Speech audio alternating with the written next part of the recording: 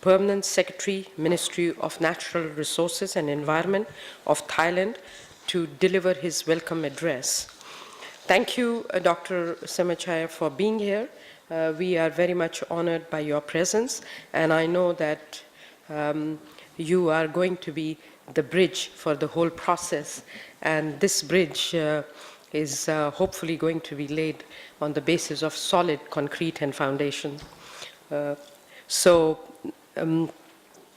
me invite you for your welcome address first. If you want to go to the podium.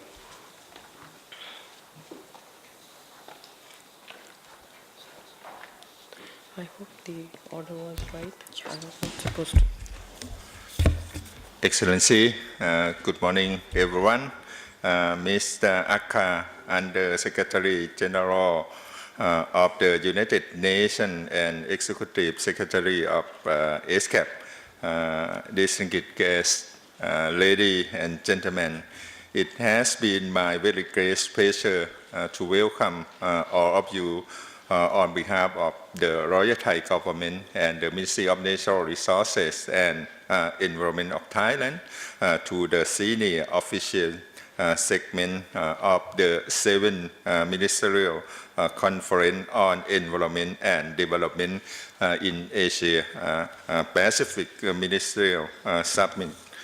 Since the last Ministerial Conference on Environment and Development in Astana, Kazakhstan, it had been already 7 years, and today we are going to review the progress toward the implementation of initiative at recommendation, including regional implementation plan for the sustainable development in Asia Pacific 2011 to 2015.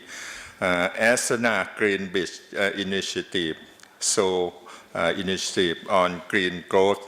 I also, with that senior official of ESCAP member and associate member, could provide some suggestion to be submitted to our minister for guidance on future action.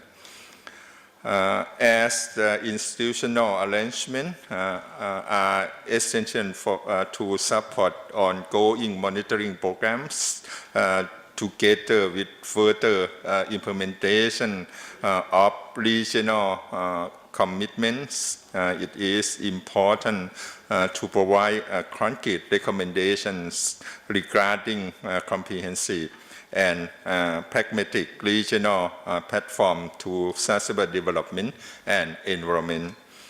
Owing the goals on resource use in the region, the construction of the new city infrastructure, along with the global manufacturers, have driven the rapid economic growth and higher standard of living, which might cause a negative impact on the regional resources. In the light of this issue, I also wish that the outcome from the meeting will provide the policy pathway with respect to ESCAP mandate on achieving international development goals and on enabling to transition to resource efficiency in the region. Excellency, distinguished delegate, ladies and gentlemen, on behalf of the Royal Thai Government and the Ministry of Natural Resources and Environment of Thailand, I would very much like to thank UN ESCAP and UNEP for organizing these two important meetings. I reckon that this will be vital step to enhance cooperation between two UN organizations in the field of environment and sustainable development. I would also like to express my gratitude to all participants and with your fruitful interactive discussion and a pleasant stay in Bangkok, Thailand. Thank you very much.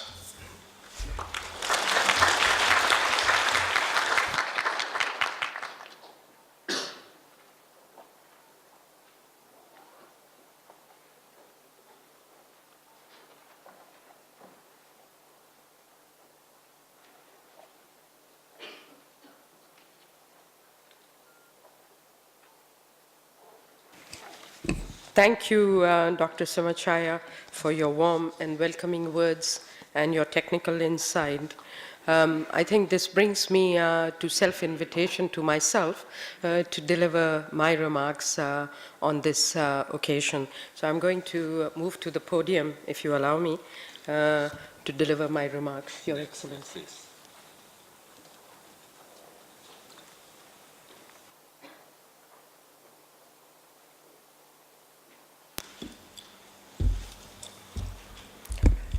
Once again, Excellencies, distinguished delegates, ladies and gentlemen, welcome to the 7th Ministerial Conference on Environment and Development, a collective endeavor which convenes the 2nd UNEP Forum of Ministers and Environment Authorities of Asia Pacific under the umbrella of the Asia Pacific Ministerial Summit on the UN Environment. I'm very proud that this partnership has been brought to this logical stage. This round of deliberations will be centered on the theme of what we call towards a resource-efficient and pollution-free Asia-Pacific. We will hear the perspectives on the relationship between resource efficiency and sustainable development, and on efforts to promote a healthy environment that eases the stress of poverty, rapid urbanization, climate change, and waste. To set the scene for your deliberations, ESCAP's report on the sustainable use of resources examines in depth the issues and policy options for sustainable management of resources in our region. It sets out collaborative efforts being launched by ESCAP and the UN system at large to support member states.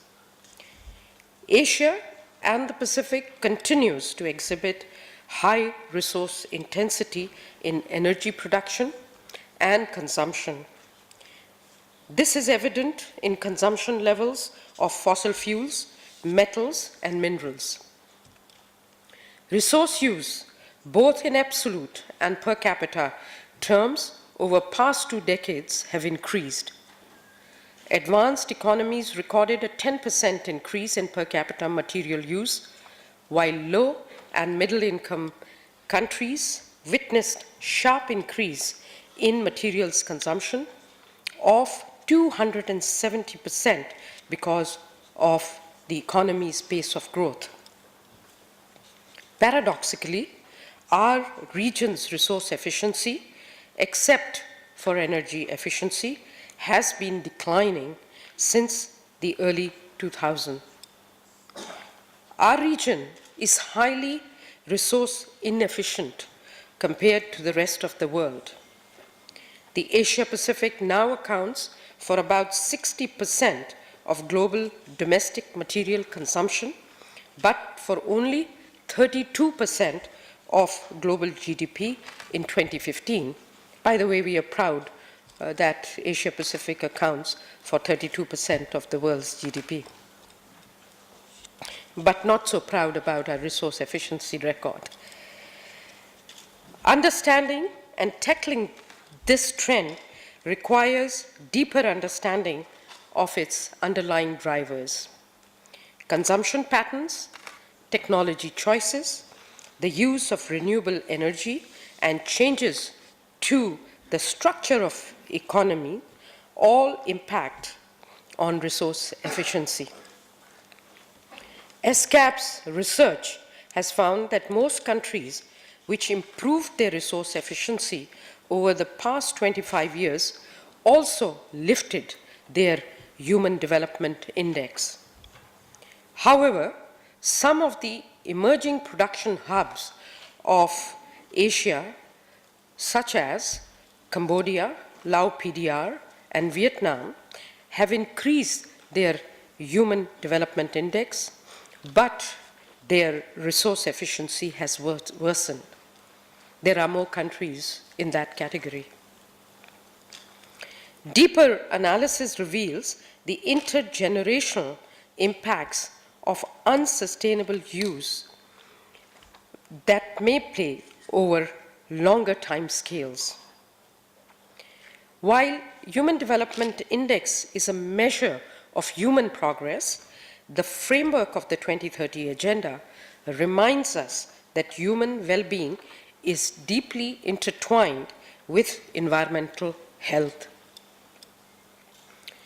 HDI, Human Development Index, alone cannot impact resource efficiency, but requires recognition of other sector linkages which together influence the long-term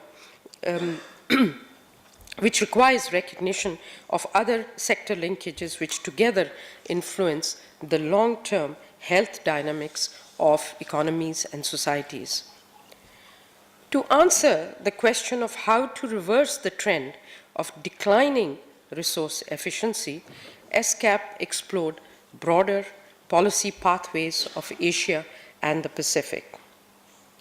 In the face of subdued regional outlook, careful calibration of policies is warranted to achieve the right mix of macro and sectoral policy pathways to enhance resource efficiency and encourage the delinking of economic growth from resource use. Macroeconomic frameworks must fundamentally integrate the three dimensions of sustainable development through policy coherence and consistency, backed by an enabling resource mix framework to allow for a transition towards resource efficiency. Concurrently, countries should undertake a series of steps towards this goal, and let me list out some of the important ones. First, integrate resource efficiency targets within national development agendas and plans and focus on identification of specific areas where sector nexus and integration can be harnessed to guide the transition to resource efficiency.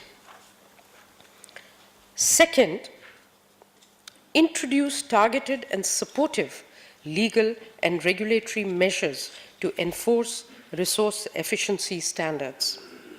To be fully effective, there is need to adopt complementary measures such as awareness raising and financial incentives for businesses and consumers to boost resource efficiency and simultaneously generate economic benefits. Third, promote overarching macroeconomic resource-efficient policy frameworks through adoption of right taxes, the removal of subsidies, and pricing policy reforms to deploy an incentive framework that promotes investment policies and social safety nets to catalyze a sustainable transition to resource efficiency. Fourth, promote resource efficiency friendly, enabling financing frameworks to harness innovative sources of financing to leverage resource efficient investments and production. Finally, policymakers must reevaluate trade portfolios and their implications for resource efficiency. Our region is the driver of the global trade.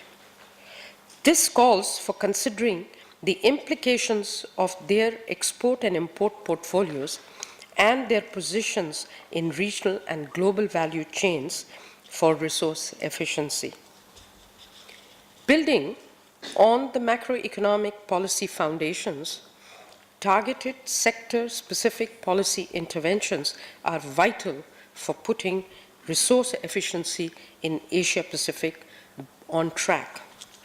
Some examples of these approaches include: 1. Mainstreaming resource efficiency targets within sectoral policies and adopting the right resource efficiency in, say, agriculture, manufacturing, and infrastructure sectoral policies. 2. Leapfrogging to efficient technologies and creating the capacity for innovation to promote resource efficiency.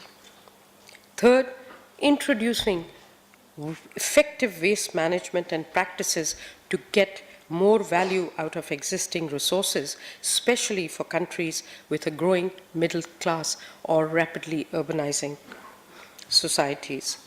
Lastly, putting in place better aggregated and disaggregated resource efficiency data and indicators to track progress, to design more informed policies, and to monitor this impact of existing policies. Before closing, I'd like to underscore the significance of the strong role regional cooperation can play to support resource efficiency, with the support, of course, of ESCAP, the largest commission of the United Nations, and most of all, having the broader UN system to work, particularly at the regional level, to harness the regional dimension. The regional roadmap for implementing the 2030 Agenda for Sustainable Development in the Asia-Pacific, which our member states adopted earlier this year, provides a guiding framework for facilitating regional cooperation harnessed by information and knowledge sharing and dissemination of good practices. This is one such platform. The Ministerial Conference on Environment and Development, facilitated by ESCAP now for past 30 years, and now complemented and reinforced by UNEP and UN ESCAP's partnership, will be further enhanced for the next ministerial round, hopefully. This will offer us a substantive joint UN platform to deepen our support to disseminate right regional priorities, perspectives, and practices for topics of relevance, to promote forward-looking action and implementation support for strengthening resource efficiency through policy, legal, and regulatory changes, and sustainable management of natural resources. I would be amiss if I did not share with you that the Asia-Pacific Regional Coordination Mechanism, convened by ESCAP through its thematic working group on resource-efficient growth, provides a further opportunity to improve the capacity of governments and other stakeholders to use resource efficiency approaches and tools in development, planning, and implementation processes. So finally, we all know that profligate resource use is putting planetary health at risk and has the potential to reverse the human development achievements of the past decades. Our challenge is, of course, formidable, but there are also more and more opportunities than ever to effect change, in particular the technology itself. We need to work together to drive forward an innovative, productive, resource-efficient, low-carbon economy. A visionary and decisive ministerial declaration will be an important component of such a transformation. And I know our member states have worked hard to bring to the table a draft of this for the consideration of the ministers. I, in particular, also look forward to listening to your aspirations, your ideas for sustainable and efficient resource management over the next years as you work towards finalizing the outcome documents. So, before we begin the deliberations, I owe special thanks to the two institutions, teams that have worked tirelessly to bring to you all this this particular event, and hopefully joining hands will pay us high dividends. Thank you very much for being here.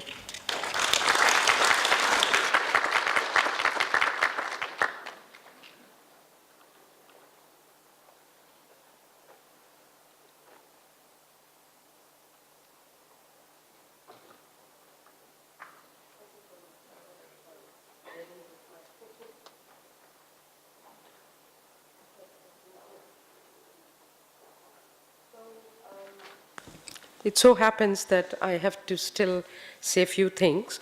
So I now have the honor to invite Ms. Enda Morinin Githias, co-chair of Independent Group of Scientists for the Global Sustainable Development Report 2019, to deliver a keynote intervention. So let me turn to Enda for coming and sharing her thoughts with us.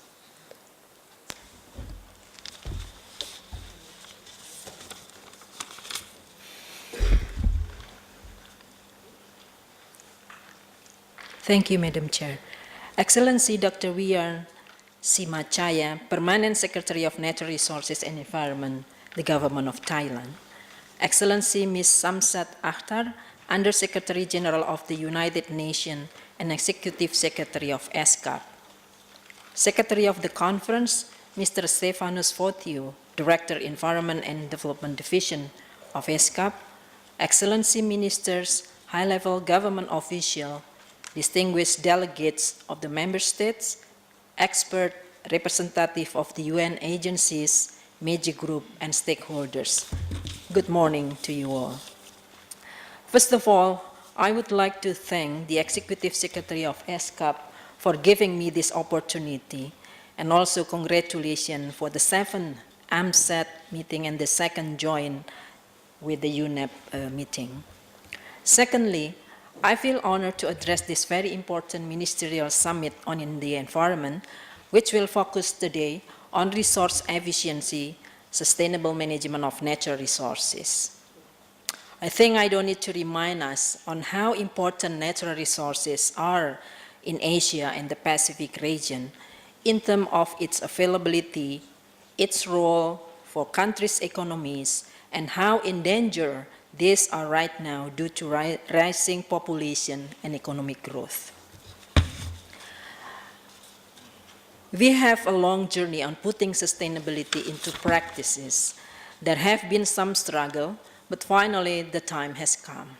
In September 2015, we all, member states, already committed to implementing sustainable development through achieving the 17 Sustainable Development Goals. These goals are very important for our natural ecosystem and the capability of nature to sustain our lives and the lives of our next generation. The committed goals, which put together the 3 important pillars in our life, the social pillar, the economic pillar, and the environmental pillar.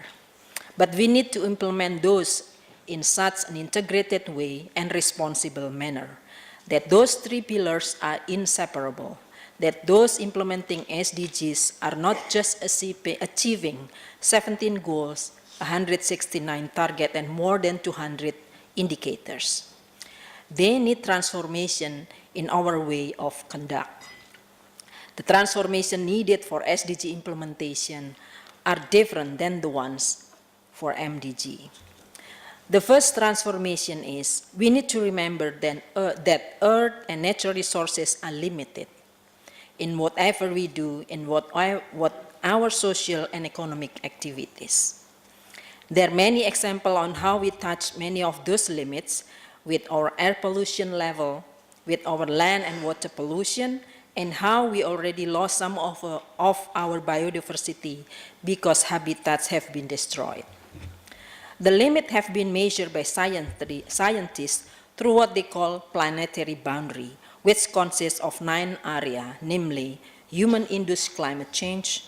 Second is ocean acidification, ozone depletion, pollution caused by excessive flows of nitrogen and phosphorus, overuse of freshwater resources, land use, biodiversity, aerosol loading, and chemical pollution. We have been cautious about these limits, and we do make many commitments to control some of those measures. But we need to do deeper and more.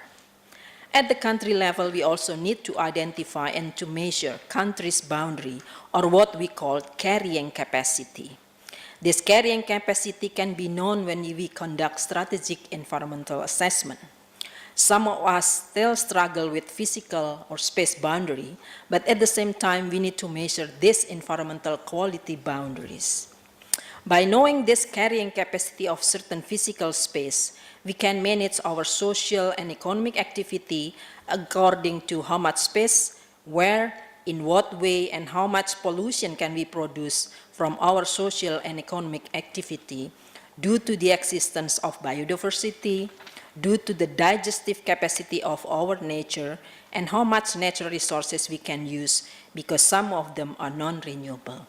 So the theme of Asia making toward pollution-free and resource efficiency in Asia is very strategic choices. So SDG are not just developing data and indicator and achieving goals and target, they also need this transformation. Excellency, distinguished ladies and gentlemen. The second transformation is what I call conservation with equity.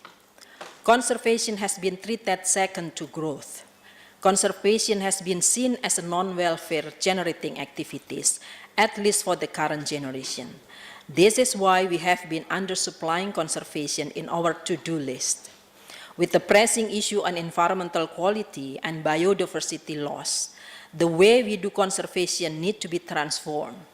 Conservation needs to generate welfare, a tangible one. A study on TEB conducted by Pavan Sundev has revealed that poor households in Asia relied about 70% of their daily consumption on forests and natural resources. These values may not be included in the GDP because they doesn't go through transaction or market. This means that our GDP underestimate on this. But this also shows that if we destroy forests and nature, we will make them 70% poorer from their situation now. Therefore, we have to find a way increasing the co-benefit of our conservation to produce tangible welfare for them. We need to increase our welfare benefit of our natural resources and biodiversity. Many examples are available on how ecotourism creates welfare opportunity on local people. We need to develop the economy of biodiversity and make sure that conservation contributes to equity. With this, we have a very good opportunity to increase welfare of poor people who usually are isolated and left behind. This contributes to ensure that no one left behind on the SDG implementation.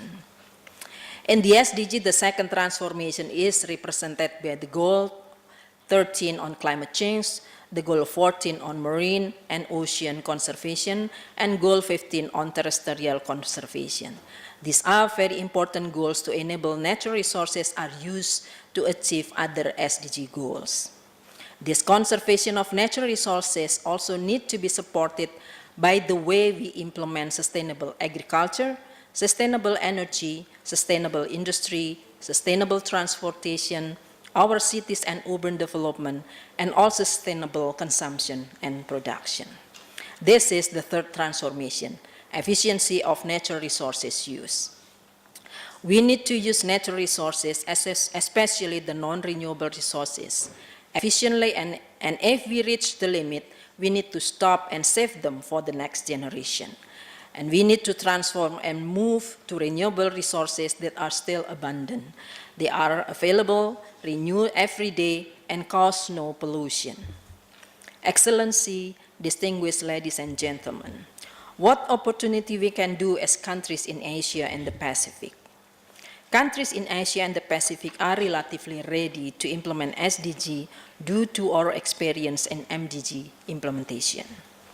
Asia and the Pacific already formulated an SDG roadmap, the regional roadmap for implementing 2030 Agenda for Sustainable Development Asia and the Pacific through ESCAP. ESCAP also already formed the regional team from SDG data and indicators development. But at the same time, as mentioned also by Madam Executive Secretary, countries in Asia and Pacific also still have higher poverty rate, low energy access, and limited implementation of circular economy model. Therefore, there are many opportunities for regional cooperation across countries in Asia and the Pacific. The SDG roadmap draws cooperation on SDG implementation in the area of means implementation, which are on data and statistics, technology, finance, policy coherence, North-South, South-South, international and regional partnership. In thematic issue, area of cooperation are ensuring no one left behind, especially increasing country ability to reach women and vulnerable groups and people with disability, disaster risk reduction and resilience, on climate change, management of natural resources, and connectivity for the 2030 agenda and energy.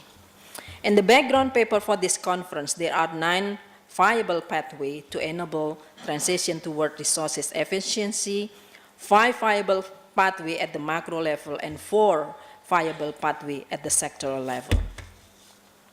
Looking at those suggested areas of cooperation, it would be very beneficial if countries in Asia and the Pacific form a platform for knowledge sharing in sustainable management of natural resources in the above area.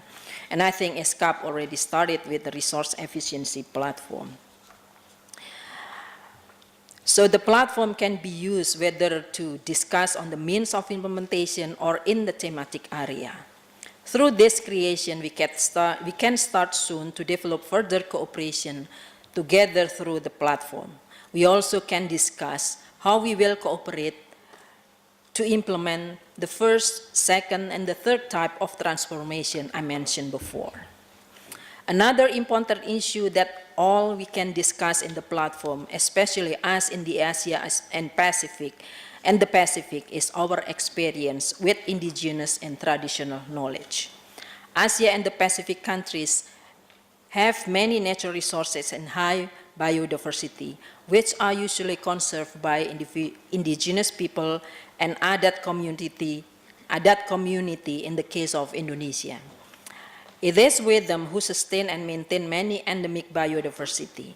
It is their traditional knowledge which sustain many endemic biodiversity because they make them part of their traditional ceremony and daily lives. Therefore, the role of indigenous people, Adat community, and their traditional knowledge is important for sustainable management of natural resources alongside with the modern knowledge of our science. And we in the Asia and the Pacific have important role to play in promoting this traditional knowledge in addition to the modern science.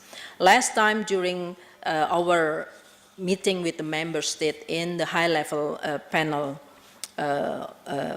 in New York, there are a proposal to put traditional knowledge side by side with the modern science. Therefore, knowledge platform can be a strategic way to foster and facilitate bilateral and regional cooperation, sharing lessons and do dialogue in various aspects or areas as suggested in the theme. The cooperation can be across government or NGO and also think tank across 2 or more nations. Before finishing my remark, I would like to tell you a little bit about independent global scientists for formulating Global Sustainable Development Report 2019.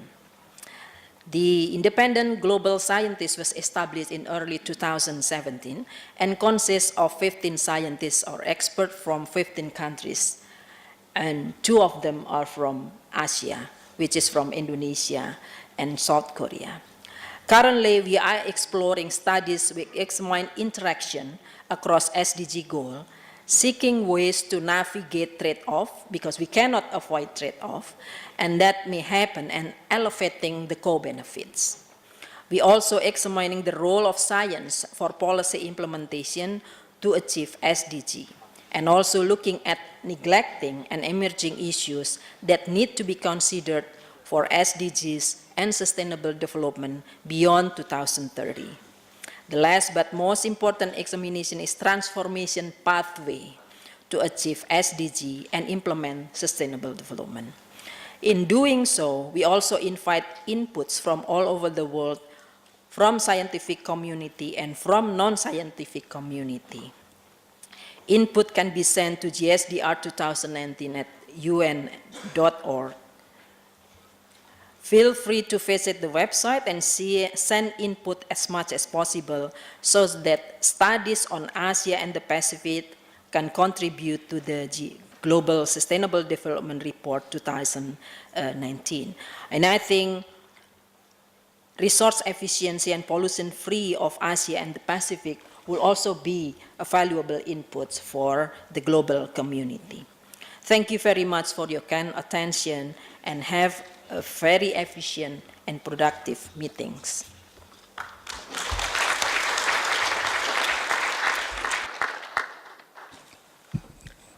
Thank you very much, Edna, for sharing your thoughts, and in particular, given your global role, which is well acknowledged, I'm sure it will be very useful for us going forward, all these perspectives that you have offered on this platform, and wish you good luck in future on continuing the advocacy and bringing the knowledge to Asia Pacific. We will all be watching the performance of this GSDR.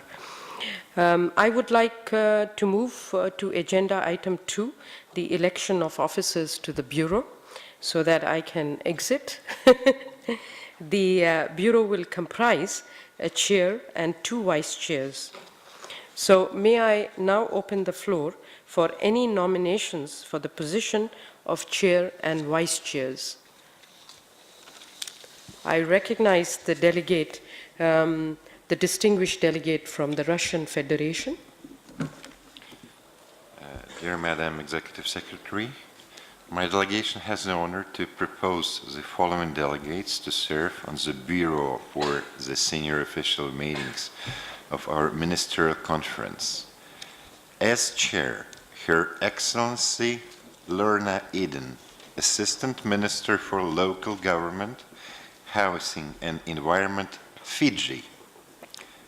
As Vice Chairs, Ms. Deepa Liyanaj, Director for International Relations, Ministry of Mahaveli Development and Environment, Sri Lanka, and Mr. Arman Hovhannisyan, Head of UN Division, International Organizations Department, Ministry of Foreign Affairs, Armenia. Thank you.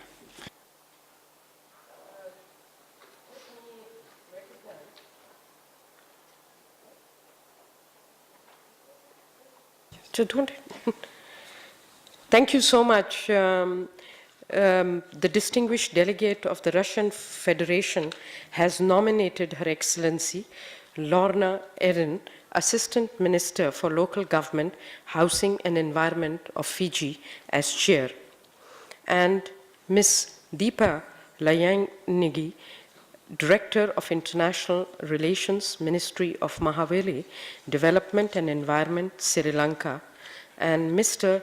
Arman Hovhannisyan, Head of UN Division, International Organizations Department, Ministry of Foreign Affairs of Armenia, as vice chairs. Would any delegation wish to second the nomination? I recognize the distinguished delegate from Bangladesh. Good morning. Thank you, Madam Executive Secretary. My delegation has the honor in seconding the nomination which have just been proposed by the distinguished delegate of the Russian Federation for the Bureau position for the senior official meeting of the 7th Ministerial Conference for Environment and Development in Asia and the Pacific. My delegation has full confidence in the proposed Bureau in discharging their duties for a successful deliberation. Thank you very much. Thank you, distinguished delegate of Bangladesh. Are there any other nominations for the Bureau of Senior Officials segment of the Ministerial Conference on Environment and Development at its 7th session?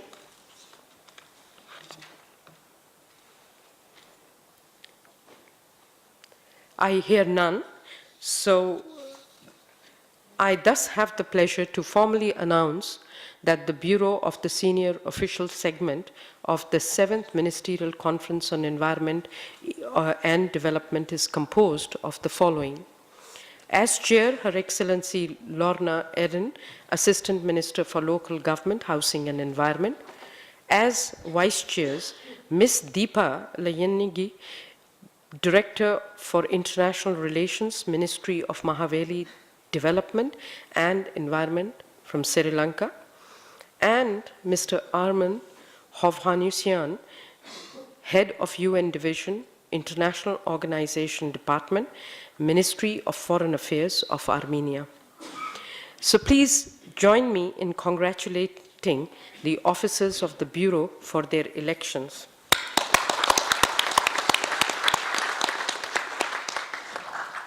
Finally, it is now my honor to invite Her Excellency Lorna Eden, Assistant Minister for Local Government, Housing and Environment of Fiji, to conduct this meeting from this point forward.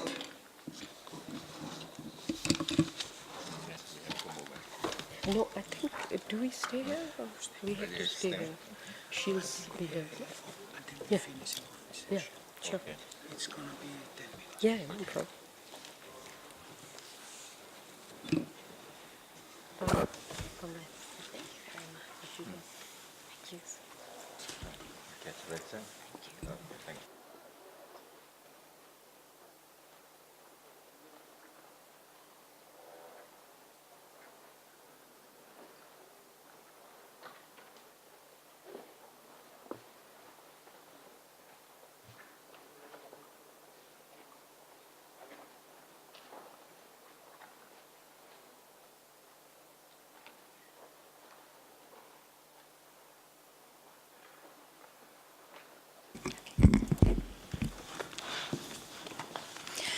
Excellencies, distinguished delegates, ladies and gentlemen, it is indeed an honor and a privilege for me to serve as the chair of this important senior official segment.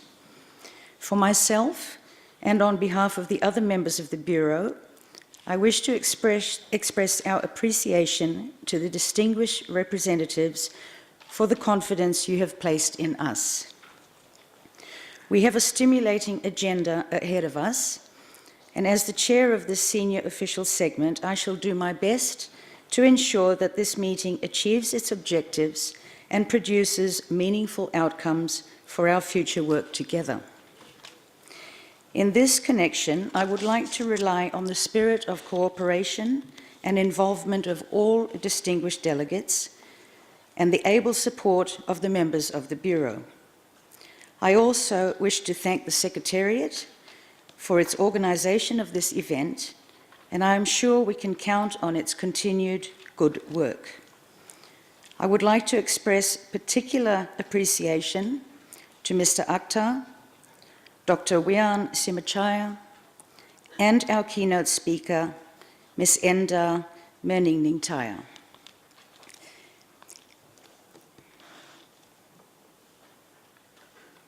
Excellencies, distinguished delegates, ladies and gentlemen, let us now take up agenda item 1C, adoption of the agenda, as presented to you in document E/ESCAP/MSED7L1. Are there any comments on this document?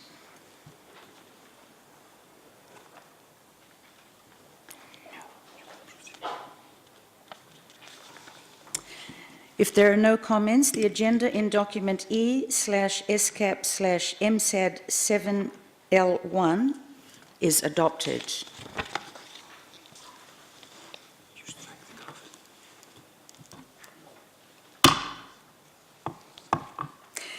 Distinguished delegates, ladies and gentlemen, I thank you for your cooperation in adopting the agenda of the senior official segment of the 7th MSED. Before we take a break, I understand that the MC has some announcements to make. I now invite the MC to take the floor. Thank you, Madam Chair. Before we proceed for the break, let me remind all delegations to submit their statements to the conference room officers. Kindly submit your requests early to ensure availability of our interpretation services. I also invite all delegates to visit the Pavilion of Partnerships, which provides an opportunity for informal networking and exchange of experiences. The exhibits are located on all 3 floors of the conference centre, And you will find a special virtual reality installation of a whale on the first floor to show the extent of plastic pollution in our oceans, and an exhibition on electric vehicles on the ground floor. Thank you for your attention. Thank you, MC. Ladies and gentlemen, let us now take a break, and we will resume the meeting promptly at 10:15 a.m. The meeting is now adjourned. Okay, thank you very much. Thank you.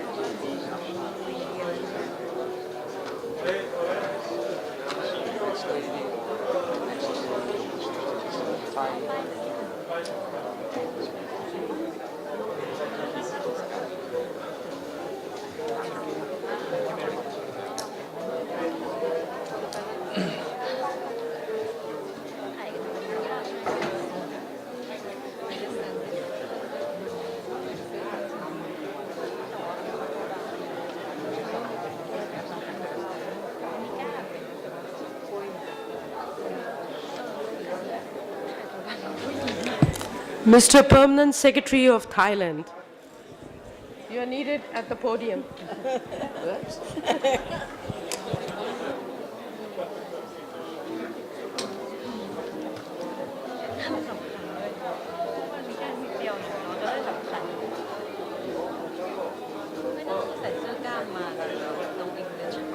Kaveh.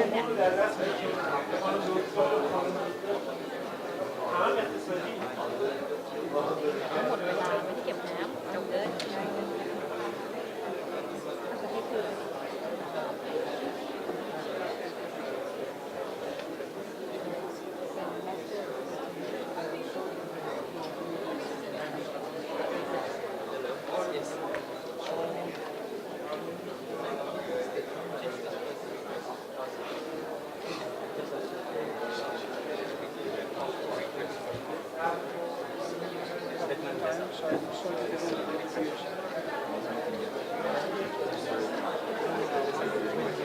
good. Once again, How are you? great to see you. Good, great to see you too. How are you doing?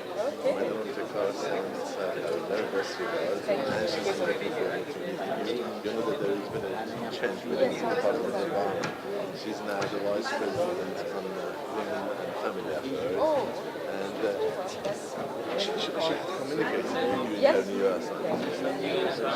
And I hope that we can certainly initiate further collaboration on different dimensions as well. So just wanted to convey her best messages.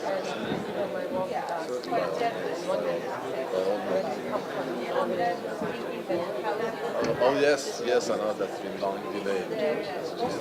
I'll certainly be very much looking forward to hosting you.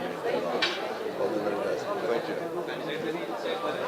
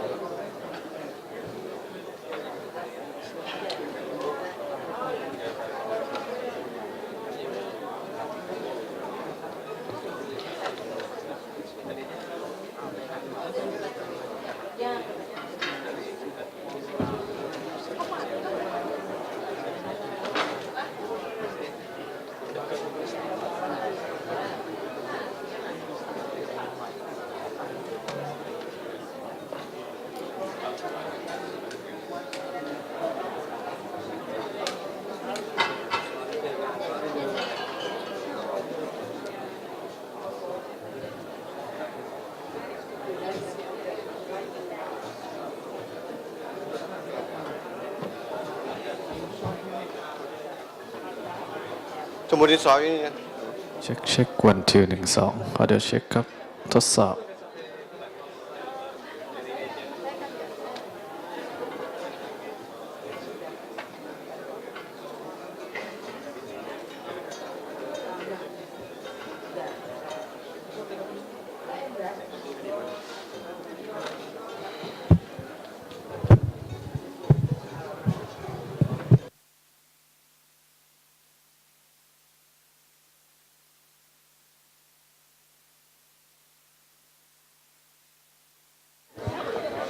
Should we put these closer?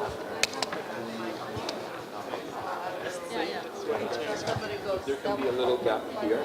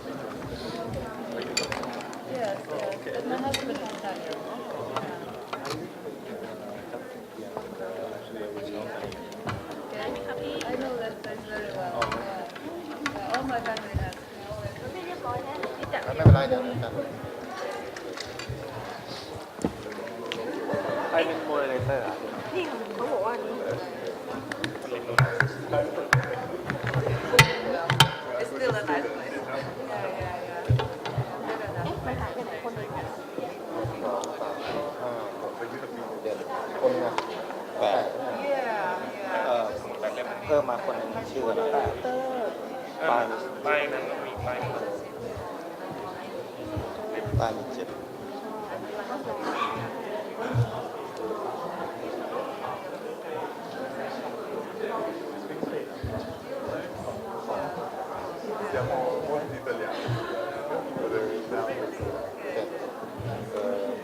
ตอนแรก7ประมาณไหน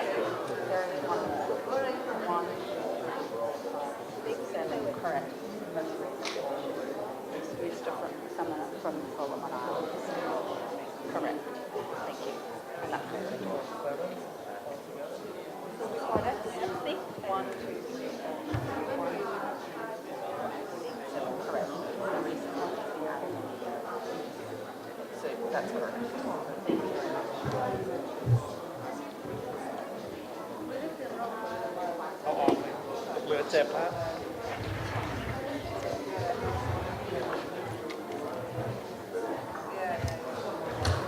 เดี๋ยวมีสเปซคนที่สามคนที่แชร์ค่ะเขาบอกคนที่มาใหม่ให้นั่งเลยแชร์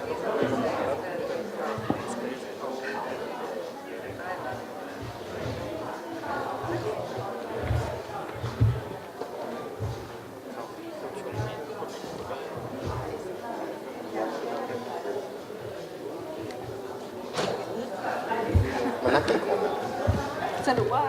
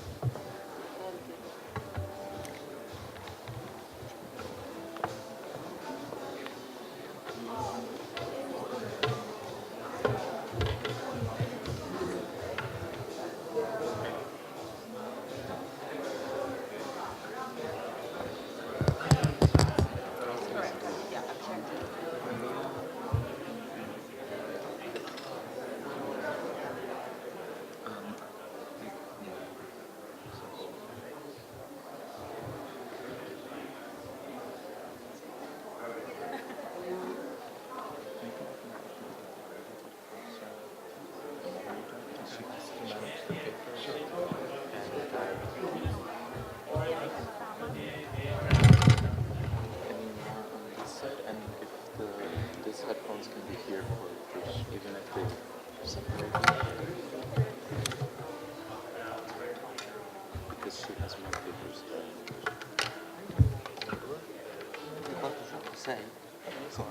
sono 6 priority areas.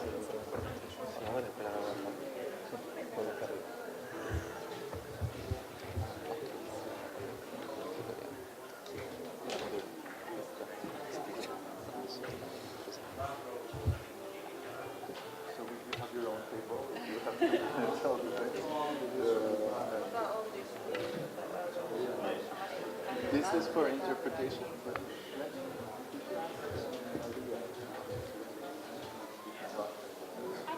if it's talking in English, we can get rid of this.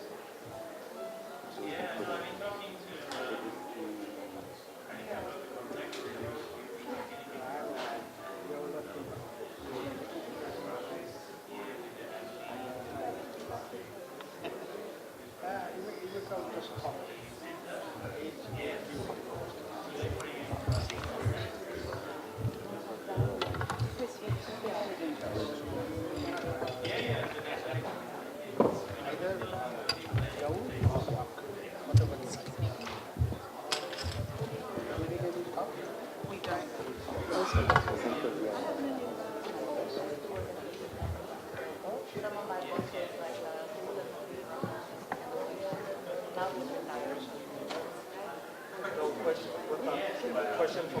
Yeah, but no, we keep it. I just wanted to put it more far, like, for the moderator, she needs more space. For everybody, Leave it, but we will not take questions from the floor anyway. Just leave it there just in case. But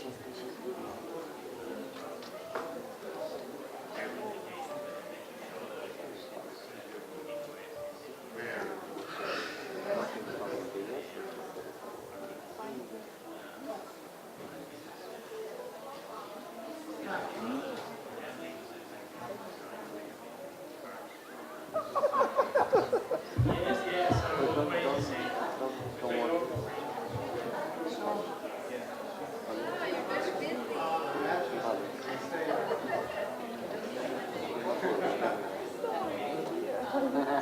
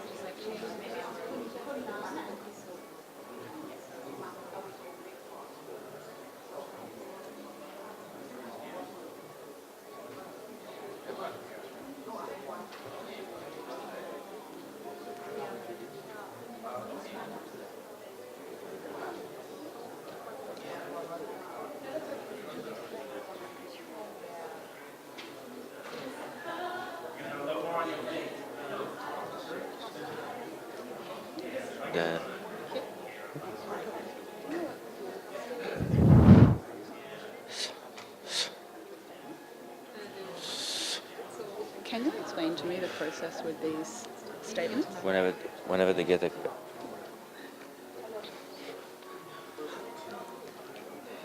You mean the request? if they get this is a slip request for the country statement that you submit. Okay, and where do I submit that? Okay, as I mentioned, I was being presented your speech, Natalie. Cool. Distracted by the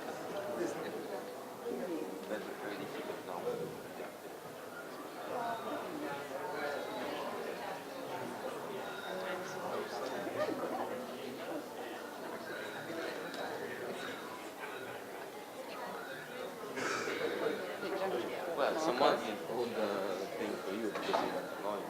Hey, that was me. Who was it? Ira. What did you do?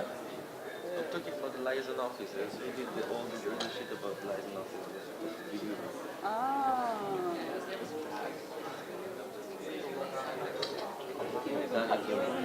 The one person to me. That's true. She's a smart lady, Miss Natalie. I'll do everything.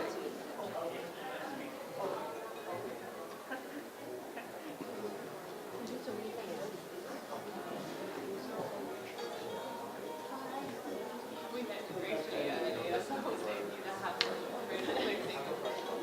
now you're the chair.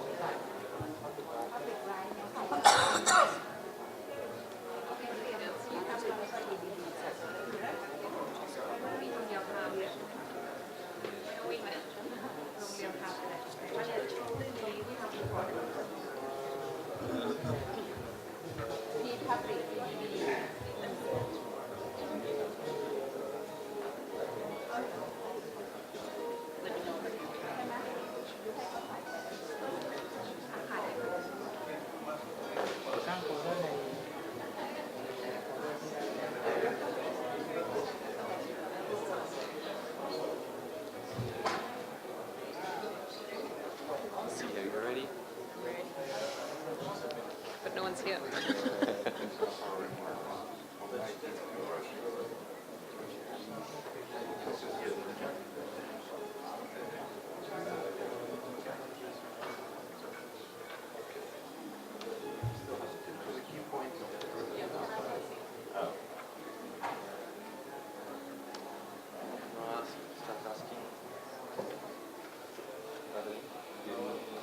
Start calling people. We're resuming shortly. Yes, yes. Excellencies, distinguished delegates, ladies and gentlemen, please take your seats and turn off your phones. We will begin shortly.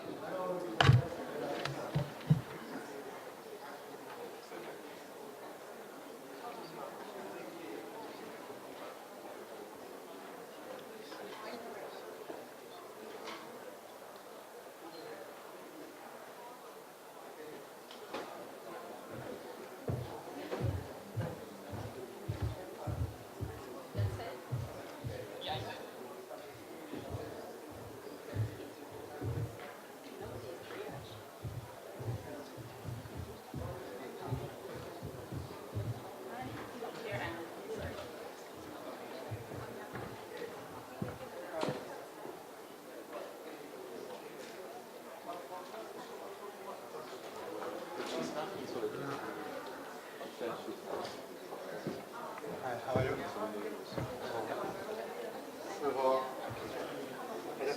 All right, okay.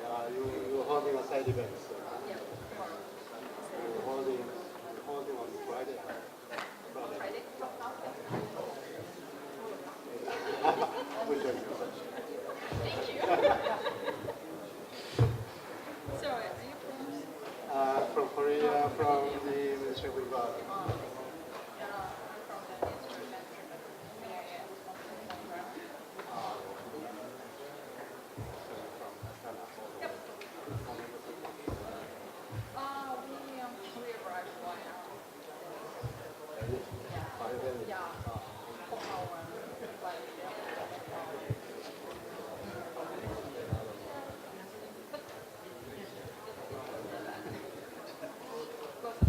How's the weather in Astana?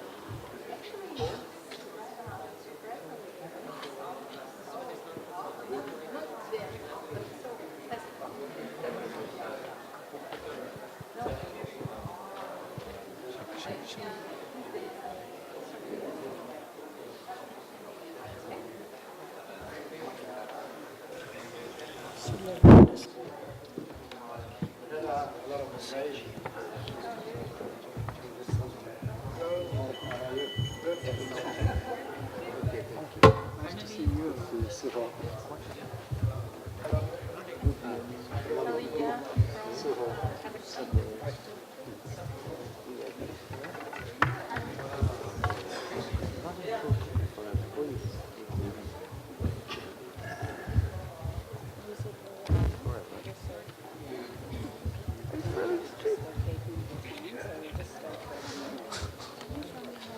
Oh my God.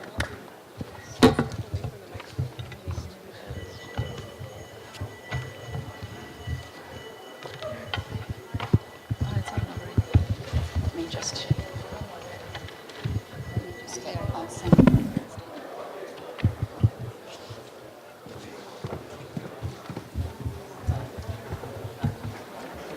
Excellencies, distinguished delegates, ladies and gentlemen, please take your seats and turn off your phones. We will begin shortly.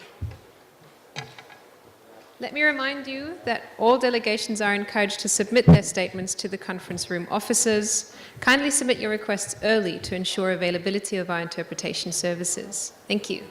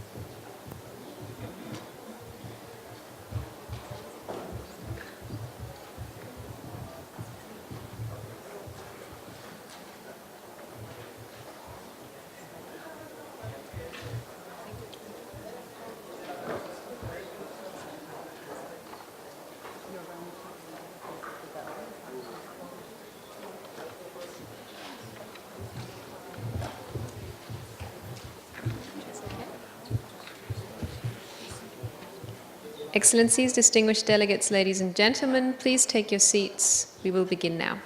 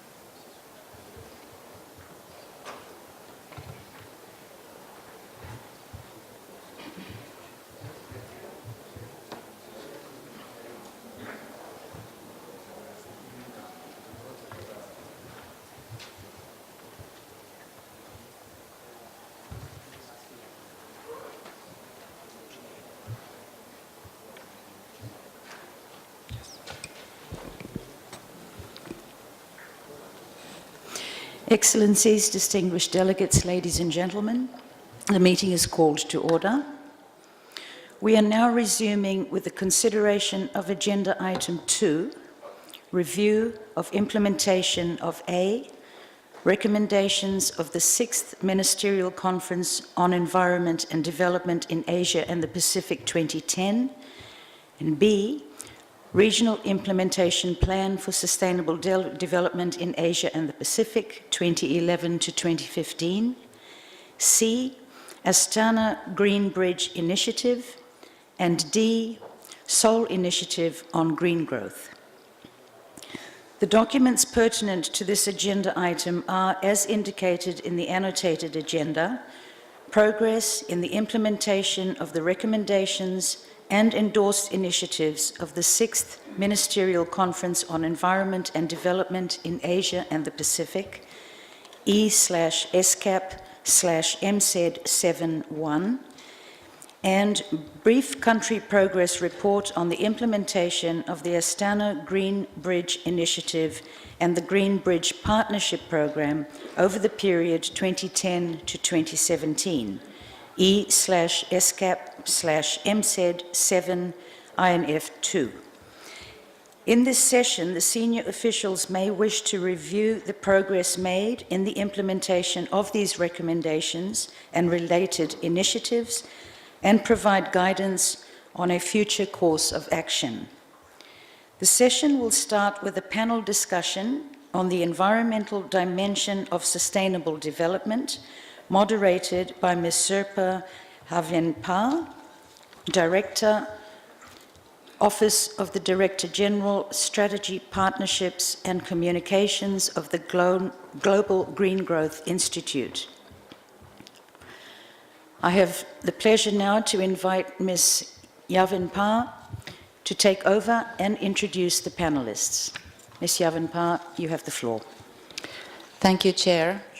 Excellencies, distinguished delegates, ladies and gentlemen, it's an honor for me to moderate this important session this morning. Good morning to all of you. In a few words for background, this panel session is organized to discuss the environment dimension of sustainable development around the themes and priorities agreed in the Regional Implementation Plan for Sustainable Development in Asia and the Pacific, adopted at the 6th Ministerial Conference on Environment and Development in Astana, Kazakhstan in 2010. This plan guided countries in the region to take actions and promote sustainable development in line and in context of other international agreements. It relied on actions by countries to implement the measures and encompassed the following focus areas: harmonizing rapid economic growth, employment generation and environmental sustainability, promoting sustainable urban development, enhancing ecological carrying capacity, improving water resource and energy resource in sustainable development, and enhancing the resilience of socioeconomic development to climate change. ESCAP reviewed on how the measures and actions were incorporated in various initiatives by the countries in 2013. Learning lessons from the 2013 review, ESCAP identified challenges in implementation, including difficulties in stimulating economic growth with the private sector in a driver's seat that responds to market signals, generating consumer awareness, and addressing resource constraints. Gaps were also acknowledged in institutional capacity, access to appropriate technologies and finance, market maturity, and infrastructure maintenance. Stakeholder engagement, local stewardship, public acceptance, community participation were also identified as drivers for successful implementation of the plan. And effective coordination among various actors at the local level, community participation, and NGOs' facilitating role, and good coordination among government agencies and departments were highlighted in the 2013 review. Concurrently, at a global level, in 2013, the validity of green growth approach was confirmed by the adoption of green economy as a theme of the UN Conference on Sustainable Development in Rio de Janeiro, or the Rio +20 conference, and in the commitments tabled in the landmark Paris Agreement 2015 as a sign of global consensus on the need for action on climate change. Since then, several institutions have stepped in to promote green growth, provide technical support and financing to spur green growth approaches, such as my own organization, the Global Green Growth Institute. GGGI is a new kind of an international organization with operations in 25 countries. Our organization is embedded in government structures and focuses on instigating and helping partner governments in integrating green growth models to their national and subnational plans and their investment proposals. As we move forward to consider the theme for this year's Ministerial Conference on Environment and Development in Asia and the Pacific, here in the region there is enormous potential to close some of the gaps and build on the success that the Regional Implementation Plan generated. These opportunities include increasing eco-efficiency in production and consumption patterns of resources, develop and explore markets for environmental technologies, products and services, establish more effective environmental governance, redeploying resources better, and refining priorities through domestic policy reforms, developing private, public, and civil society partnerships to promote investment in environmental protection, exploring innovative financing mechanisms and investing in protecting natural resources capital, integrated landscapes as we see it at GGGI, as a way of ensuring sustainable provision of goods and services that support economic growth. Implementation of these actions under these themes will call for greater access to financing and new innovative financing mechanisms, donor commitment, self-financing by the region's countries, and partnerships that present substantial opportunities to concretely advancing environmental sustainable economic policy and economic growth. Regional organizations, including ESCAP, and international organizations such as United Nations Environment Programme, United Nations Development Programme, and GGGI, as well as multilateral development banks such as the World Bank and the Asian Development Bank, have played a role in capacity building in regional cooperation and in facilitating access to finance for sustainable development in the region. Also, exchange of information, South-South cooperation, and as we like to call it at GGGI, South-North-South collaboration in building capacity for implementing green growth approaches is critical particularly through sharing experiences, which this panel will ably be able to contribute to. Let me now turn to the impressive lineup of panelists here with us today. Let me introduce first His Excellency Mr. Samuel Maneotali, Minister of Environment, Conservation and Meteorology from Solomon Islands. Next to him on the left is Her Excellency Lorna Eden, Assistant Minister for Local Government, Housing and Environment from Fiji. Then further to the left, Mr. Suho Seong, Director, Global Environmental Division, Ministry of Environment, Republic of Korea.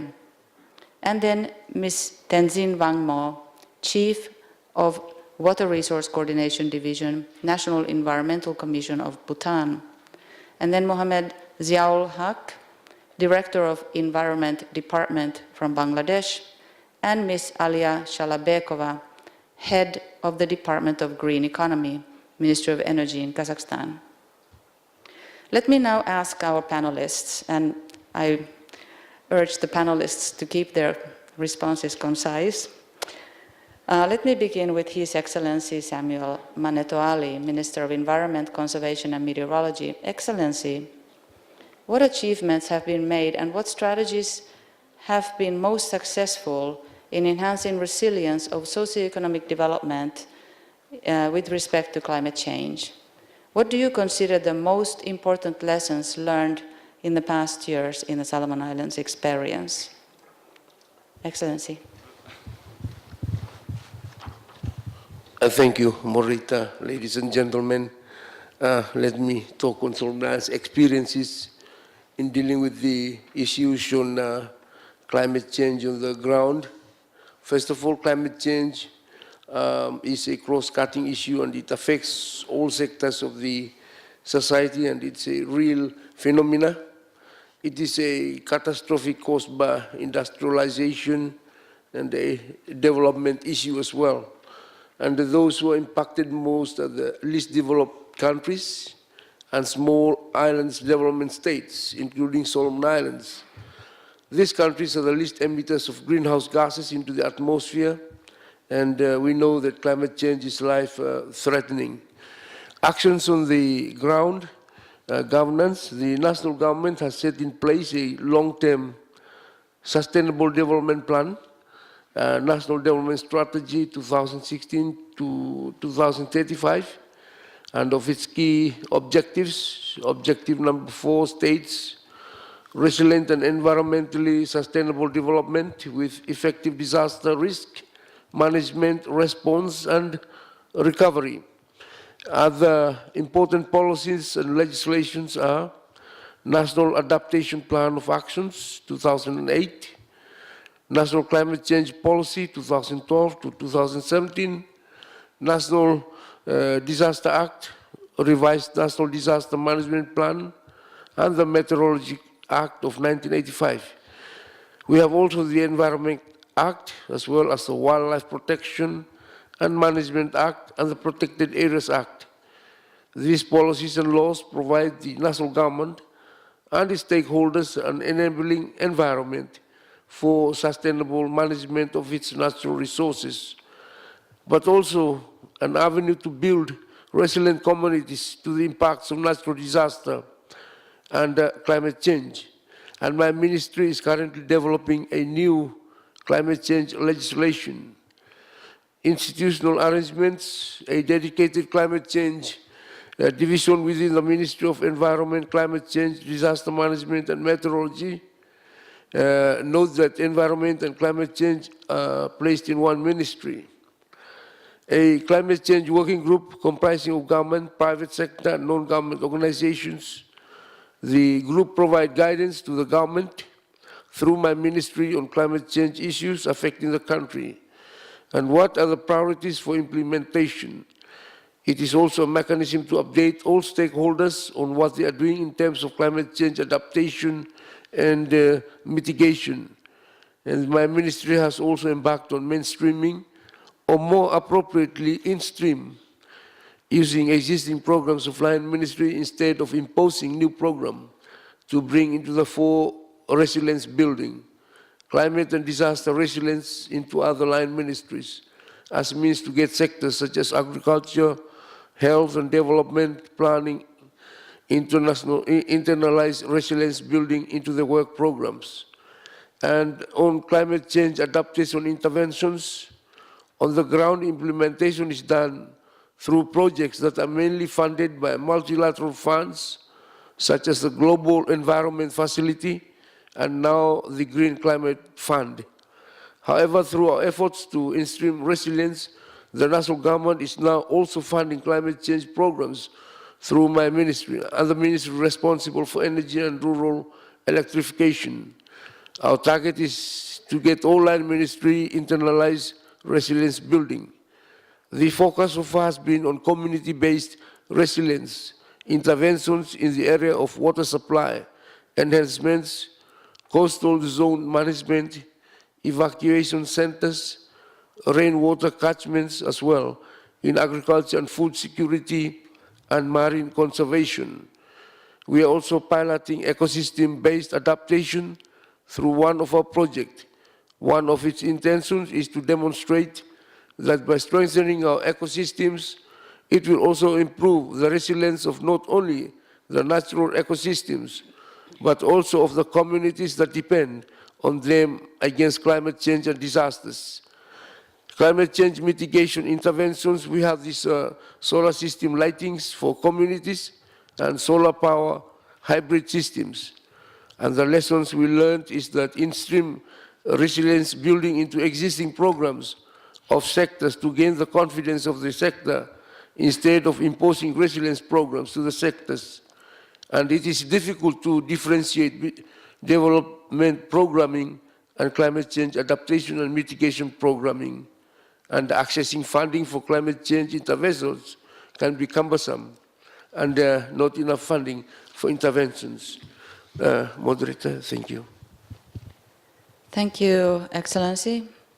Let us now hear from Her Excellency Lorna Eden, Assistant Minister for Local Government, Housing and Environment in Fiji. Excellency, what achievements have been made and what strategies have been most successful in promoting sustainable and resilient urban development in Fiji? And knowing that Fiji is a co-chair for the Conference of Parties 23, COP23, could you also reflect on the importance of sustainable urban development for achieving the ambitious goals of the Paris Agreement? Excellency. Thank you, Madam Moderator. Fiji, as the president of COP23 later this year, has taken a two-pronged strategy. One, to establish economic resilience through urban development, and 2, to establish climate change resilience through urban development. By establishing economic and climate change resilience in our towns and cities, we are ensuring not just financial prosperity, but also prosperous health and education outcomes. A key exemplar is the recognition of our rapid urbanization, and with it, issues like growth in informal settlements. More than half our population is urbanized, and it is estimated that 10% of our population lives in an estimated 240 informal settlements across Fiji. This strategy helps link local inclusion of these settlements and the impacts through the attached informal economy, or Fiji's urban informal economy. Fiji's target in achieving a green transformation has taken into account the strong role played by these informal settlements. The informal economy, which is so strongly supported by many urban informal settler workers, has received its full consideration. These settlements play a key role in our city's economic well-being and prosperity, be it in the informal vendors that emerge from these settlements or the strong and growingly educated citizenry that contributes to the city's workforce. Fiji has moved to intervene and include our informal settlements in our urban development agenda. These projects will support communities in obtaining security of their land lease tenure, typically in the form of community leases or formal titles. The project will include a community-based co-design approach to the delivery of basic services, including the design of nature-based infrastructure for the management of wastewater, water supply, drainage, and local flood protection. The proposed upgrades, using a water-sensitive approach, are expected to provide additional benefits to communities, such as improved sanitization, utilized a decentralized approach to wastewater management where appropriate, enhanced environmental protection, including that of local waterways and fisheries, microeconomic activities, including use of wastewater effluent and horticultural activities, enhanced local biodiversity and microclimate control, improved resilience to climate change, including improved water supply resilience through the use of multiple water resources on a fit-for-purpose basis. The Greater Suva UGMAP is a strategic planning document for our urban growth, urban development and infrastructure, housing and transport in the Greater Suva area, which is the capital of Fiji. It identified the future directions for urban growth and where the infrastructure shall be channeled or provided, including upgrading, to accommodate the increased urban population and economic development. The UGMAP encourages sustainable development, a collaborative approach, and partnerships between stakeholders, agencies, and urban communities.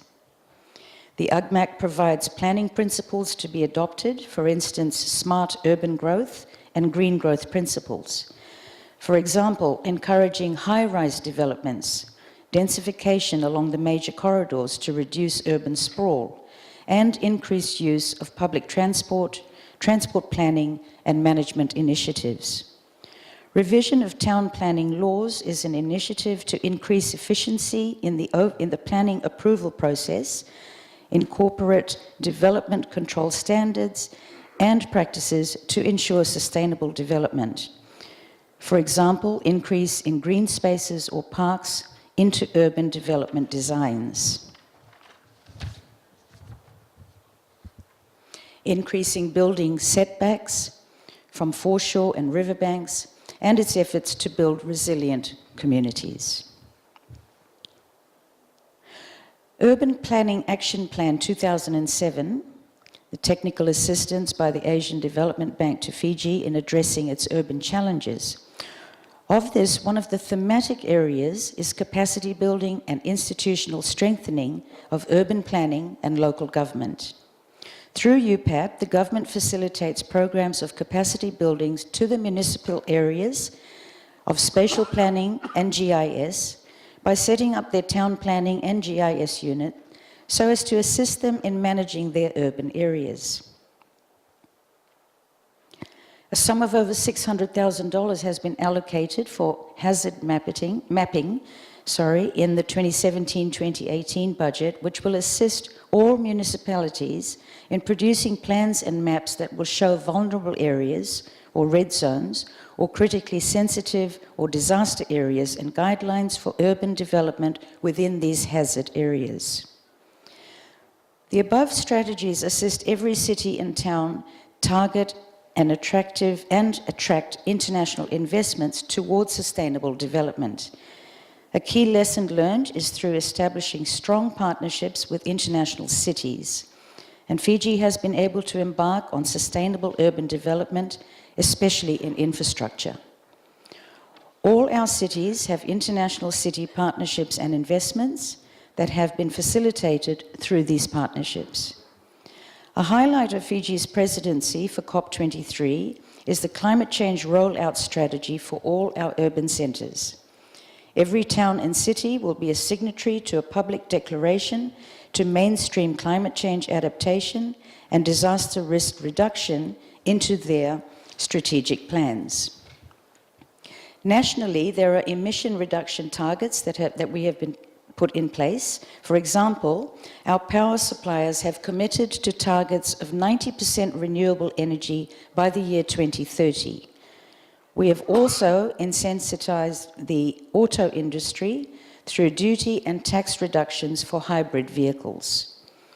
We do realize that these are all baby steps in sustainable urban development, but nonetheless, Fiji has the will and the determination to carry out the important agenda to this fullest extent.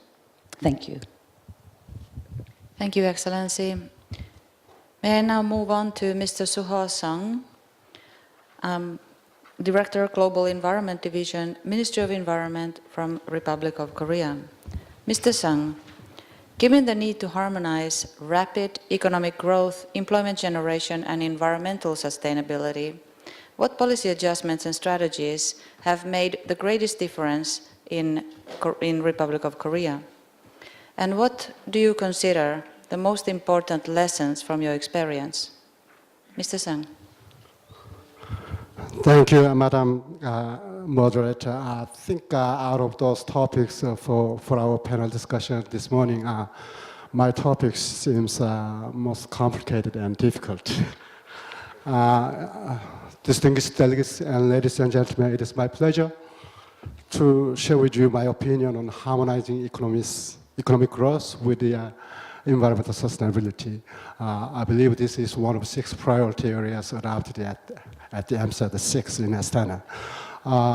During my discussion, I will also briefly talk about the relevant Korean experiences, the experiences in my country, the Republic of Korea. As we all aware, I believe the Asia-Pacific region has achieved faster economic growth than any other regions in the world. And most of the developed countries in the region are likely to enjoy this trend as the region is becoming the supply base of the goods for the rest of the world. I believe quite a good, there are many examples and illustrations described in the meeting documents. However, I also see that this is the region that also experiencing the dark side of the fast economic growth, that is the worsening of the environment and low resource efficiency. I believe one of them is pretty well described in the document in E/ESCAP/AMSAT 7/2 on sustainable management of natural resources in Asia and the Pacific. I believe the implementation of the MDGs in the past was only partly successful because our effort in dealing with in achieving one goals has resulted in in moving further away from the rest of the goals. For example, socio-economic development at the expense of the environment. We now have 17 goals and 17 sustainable development goals of 2030 agenda, with 169 associated targets to implement. And there are around 230 or more than 230 proposed indicators to measure the progress. None of the 17 SDGs are standalone, in my opinion, or independent from other goals. This means that all the goals are directly or indirectly related and interlinked to each other.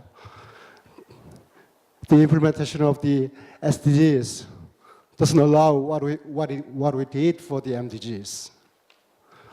All the goals need to be implemented in a coherent manner through coordination across different sectors of the sustainable development. At the national level, government policies for economic development, social development, and environmental protection need to be coordinated and coherent. And this morning we heard from the keynote speech that she emphasized the SDGs should be implemented in an integrated and responsible way, which I believe also this is in line with what I have just mentioned in a coherent manner across different sectors of the sustainable development. How are we going to ensure the coherence in policy making? In the case of the Republic of Korea, the government has installed a strategic environmental assessment for major development plans. Also, we have an environmental impact assessment for major development projects, like many other countries in the region. Resource efficiency, which I believe ESCAP has chosen the right theme for the conference. I believe this is yet another challenge, an important factor that will determine whether the implementation of the SDGs is successful or not. It is because several goals are eventually related to resource efficiency. We see a lot of goals talking about sustainable agriculture, sustainable energy, and Goal 8 on sustainable industrialization, Goal 11 on sustainable cities, and Goal 12 on sustainable consumption and production, and so on.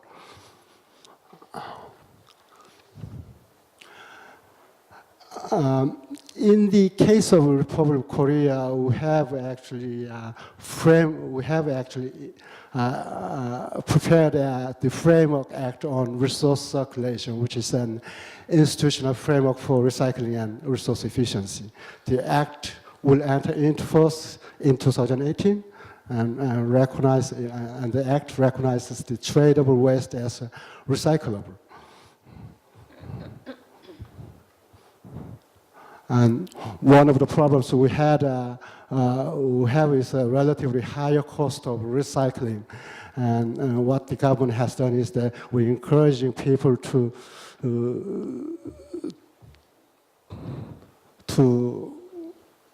the recycling by introducing the price gap, to fill the price gap and introduce the waste disposal fees.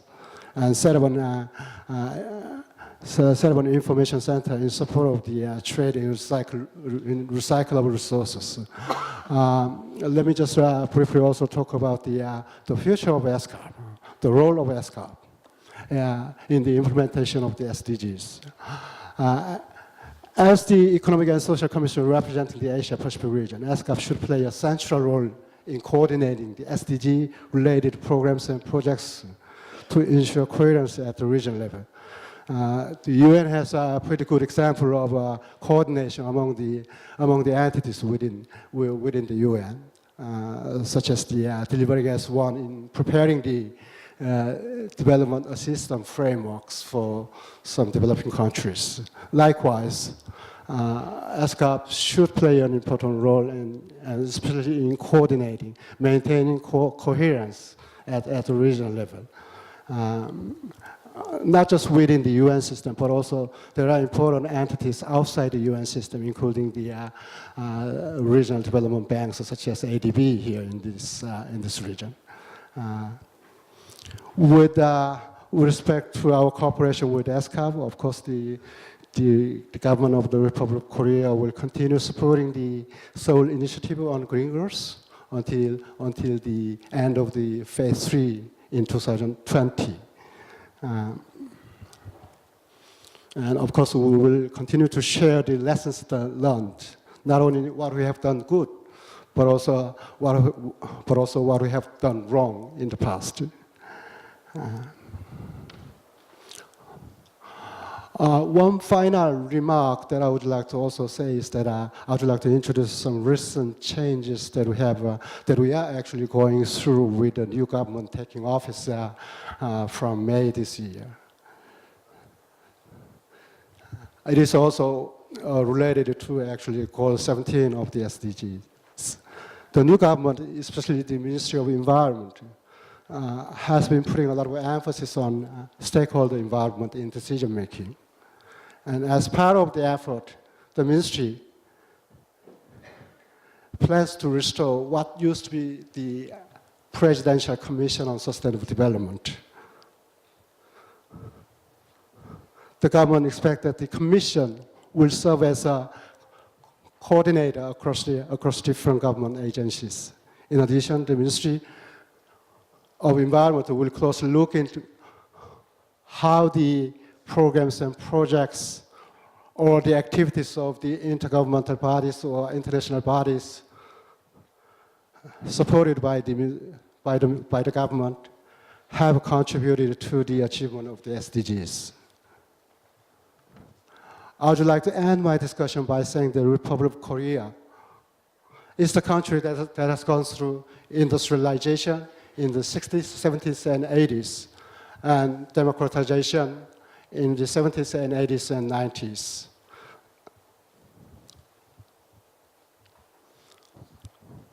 And now we are endeavoring to achieve a sustainable country.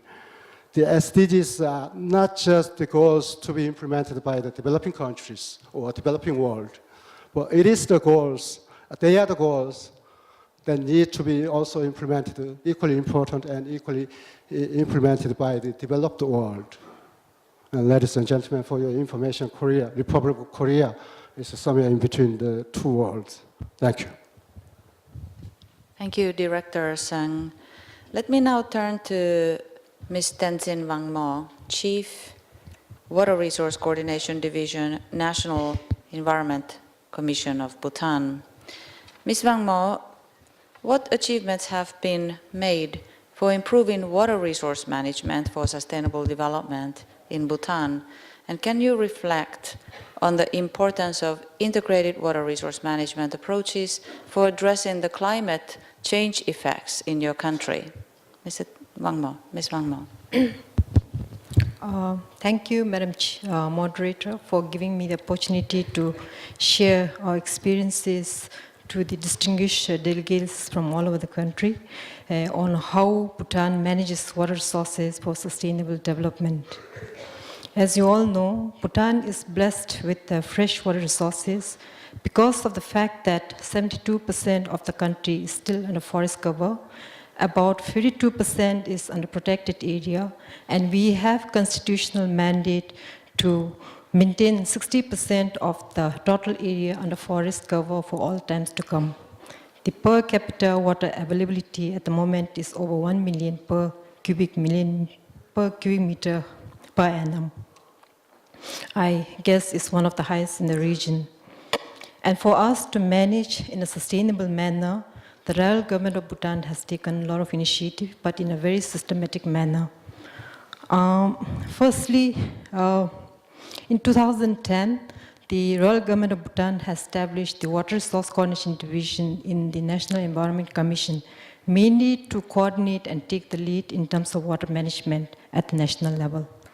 And in 2011, the Water Act of Bhutan was passed by the Parliament, mainly to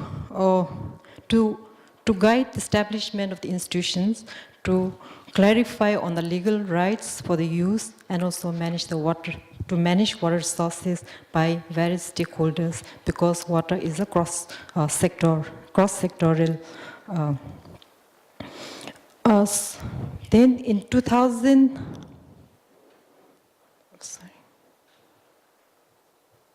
Then in 2014, we have also come up with the water regulation of Bhutan, and this was approved by the National Environment Commission, and then the water regulation detailed out the mandates, roles and responsibilities of the various stakeholders who are involved in water management. In terms of the approach to water management, the Act required us to take an integrated approach, and that to using hydrological river basin as a unit for management. So in line with the Water Act of Bhutan 2011, we have prepared National Integrated Water Resource Management Plan in 2016 with the technical support from the Asian Development Bank. The National Integrated Water Resource Management establishes a foundation and a framework for coordinated planning, implementation, and monitoring of the water resource management and development to ensure water security in the country. It is grounded on 5 key dimensions of the Water Security Index that has been developed by the Asian Water Development Outlook. That is ensuring rural water security, urban water security, economic water security, environmental water security, and also building disaster resilience. And this has provided a basis for comprehensive planning, monitoring, coordination, and also serving as a decision-making tool.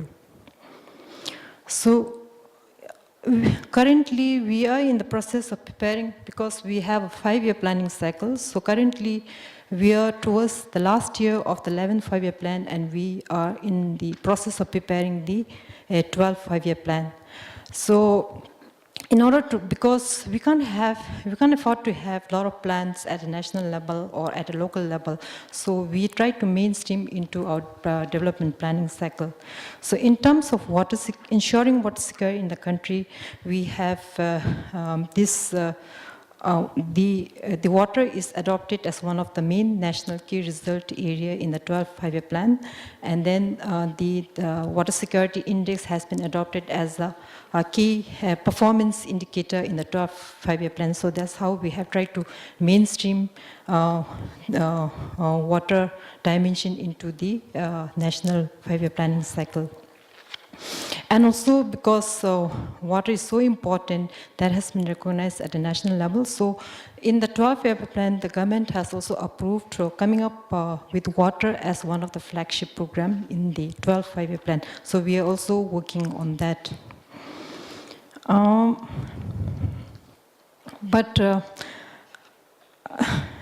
In the process of implementing all these activities, we are also challenged, and there are a lot of issues. One of the biggest challenges that we had was, because we are looking at a national level, we are trying to put things in a very comprehensive manner. So data has been one of the major challenges that we had, because just now, there are a lot of sectors involved in water management, and data is being collected by different stakeholders, and this we have not been able to put it together comprehensively at a national level. So this is one of the challenge. And also at the same time, we are also trying to align the SDG goals, especially the goal 6 related to water, as part of this data collection system. So this is also quite challenging, because we still, you all know, as a developing country, we have a lot of limitations on technical part as well as the financial part.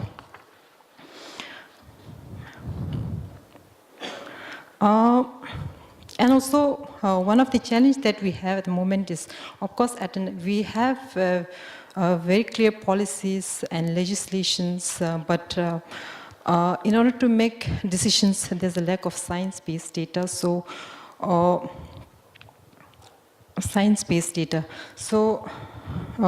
through this, and also to move forward, I'm really hoping that we could collaborate at various levels. We need to collaborate locally because the local communities has to take ownership in order to efficiently and sustainably manage the resources. At a national level, we also need a greater collaboration and coordination because in order to be resource efficient, we need to have, we can't afford to have a duplication of efforts. We need to move in a very coordinated manner. We also wanted to collaborate regionally and internationally because we still have, there's still lack of technical capacity and also innovation and technology because whatever we have is just based on natural. In order to be resource efficient, I think now it's high time that we also come up with the technologies to efficiently manage our resources. So we are really looking forward for that, and thank you very much. Thank you, Ms. Wang Mo. Let us now hear from Mr. Mohammed Ziaul Haq, Director for Environment Department in Bangladesh. Mr. Haq, in the context of the 3 action areas for enhancing ecological carrying capacity as defined in the Regional Implementation Plan, what do you consider to be the most effective strategies? What achievements have been made in Bangladesh and what gaps and needs remain? Mr. Haq. Thank you, Madam Moderator.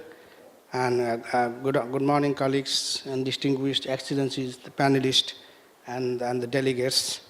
As the moderator has mentioned, that I would like to touch upon some of the issues related to ecological carrying capacity. And in fact, we are aware that over the last 2 decades, the countries in Asia and the Pacific have been putting greater emphasis on rapid economic growth and prosperity, which has caused growing the consumption of natural resources at the expense of ecological carrying capacity. And it is also a fact that huge socioeconomic activities to meet the demand of growing populations is one of the key factors to compromise our ecological carrying capacity. But at the same time, we have to acknowledge the fact the progress made so far over the last 5-6 years in terms of by the government, non-state actors, the communities who have been putting sincere efforts towards harmonizing the economic development, prosperity with the environmental sustainability. And the excellencies have already pointed out those issues in previous occasions. And we also feel that the countries in Asia and the Pacific, they have put, again, the sincere efforts in terms of policy harmonization. And in fact, they have developed and promulgated the national policies, sectoral policies, action plans, strategies, some standing orders, as well as legal instrument. They already put in place. They have been put in place by the countries in line with the pursuits of green growth and climate-compatible development. And in doing so, we see that special attentions have been paid to the special circumstances and the situations for the sustainable development of mountain ecosystems of landlocked developing countries, the low-lying and flood-plain ecosystems of least developed countries, small island developing states, as well as some other ecosystems in some other developing countries in this region. And I feel that the countries are making good efforts, and they are trying to build the national capacity in implementing those strategies, policies, and legal instruments they have already put forward in their respective countries. And they have also taken up concrete projects, programs to implement those policies, strategies, and legal instruments.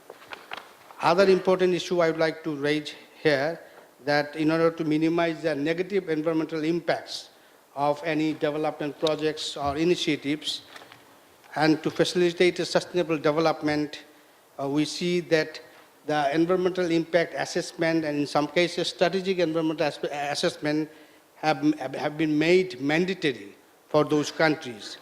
And in fact, while designing any development projects or initiatives, it is mandatory for any agencies or any entrepreneurs to carry forward the environmental impact assessment and, if necessary, the strategic environmental assessment.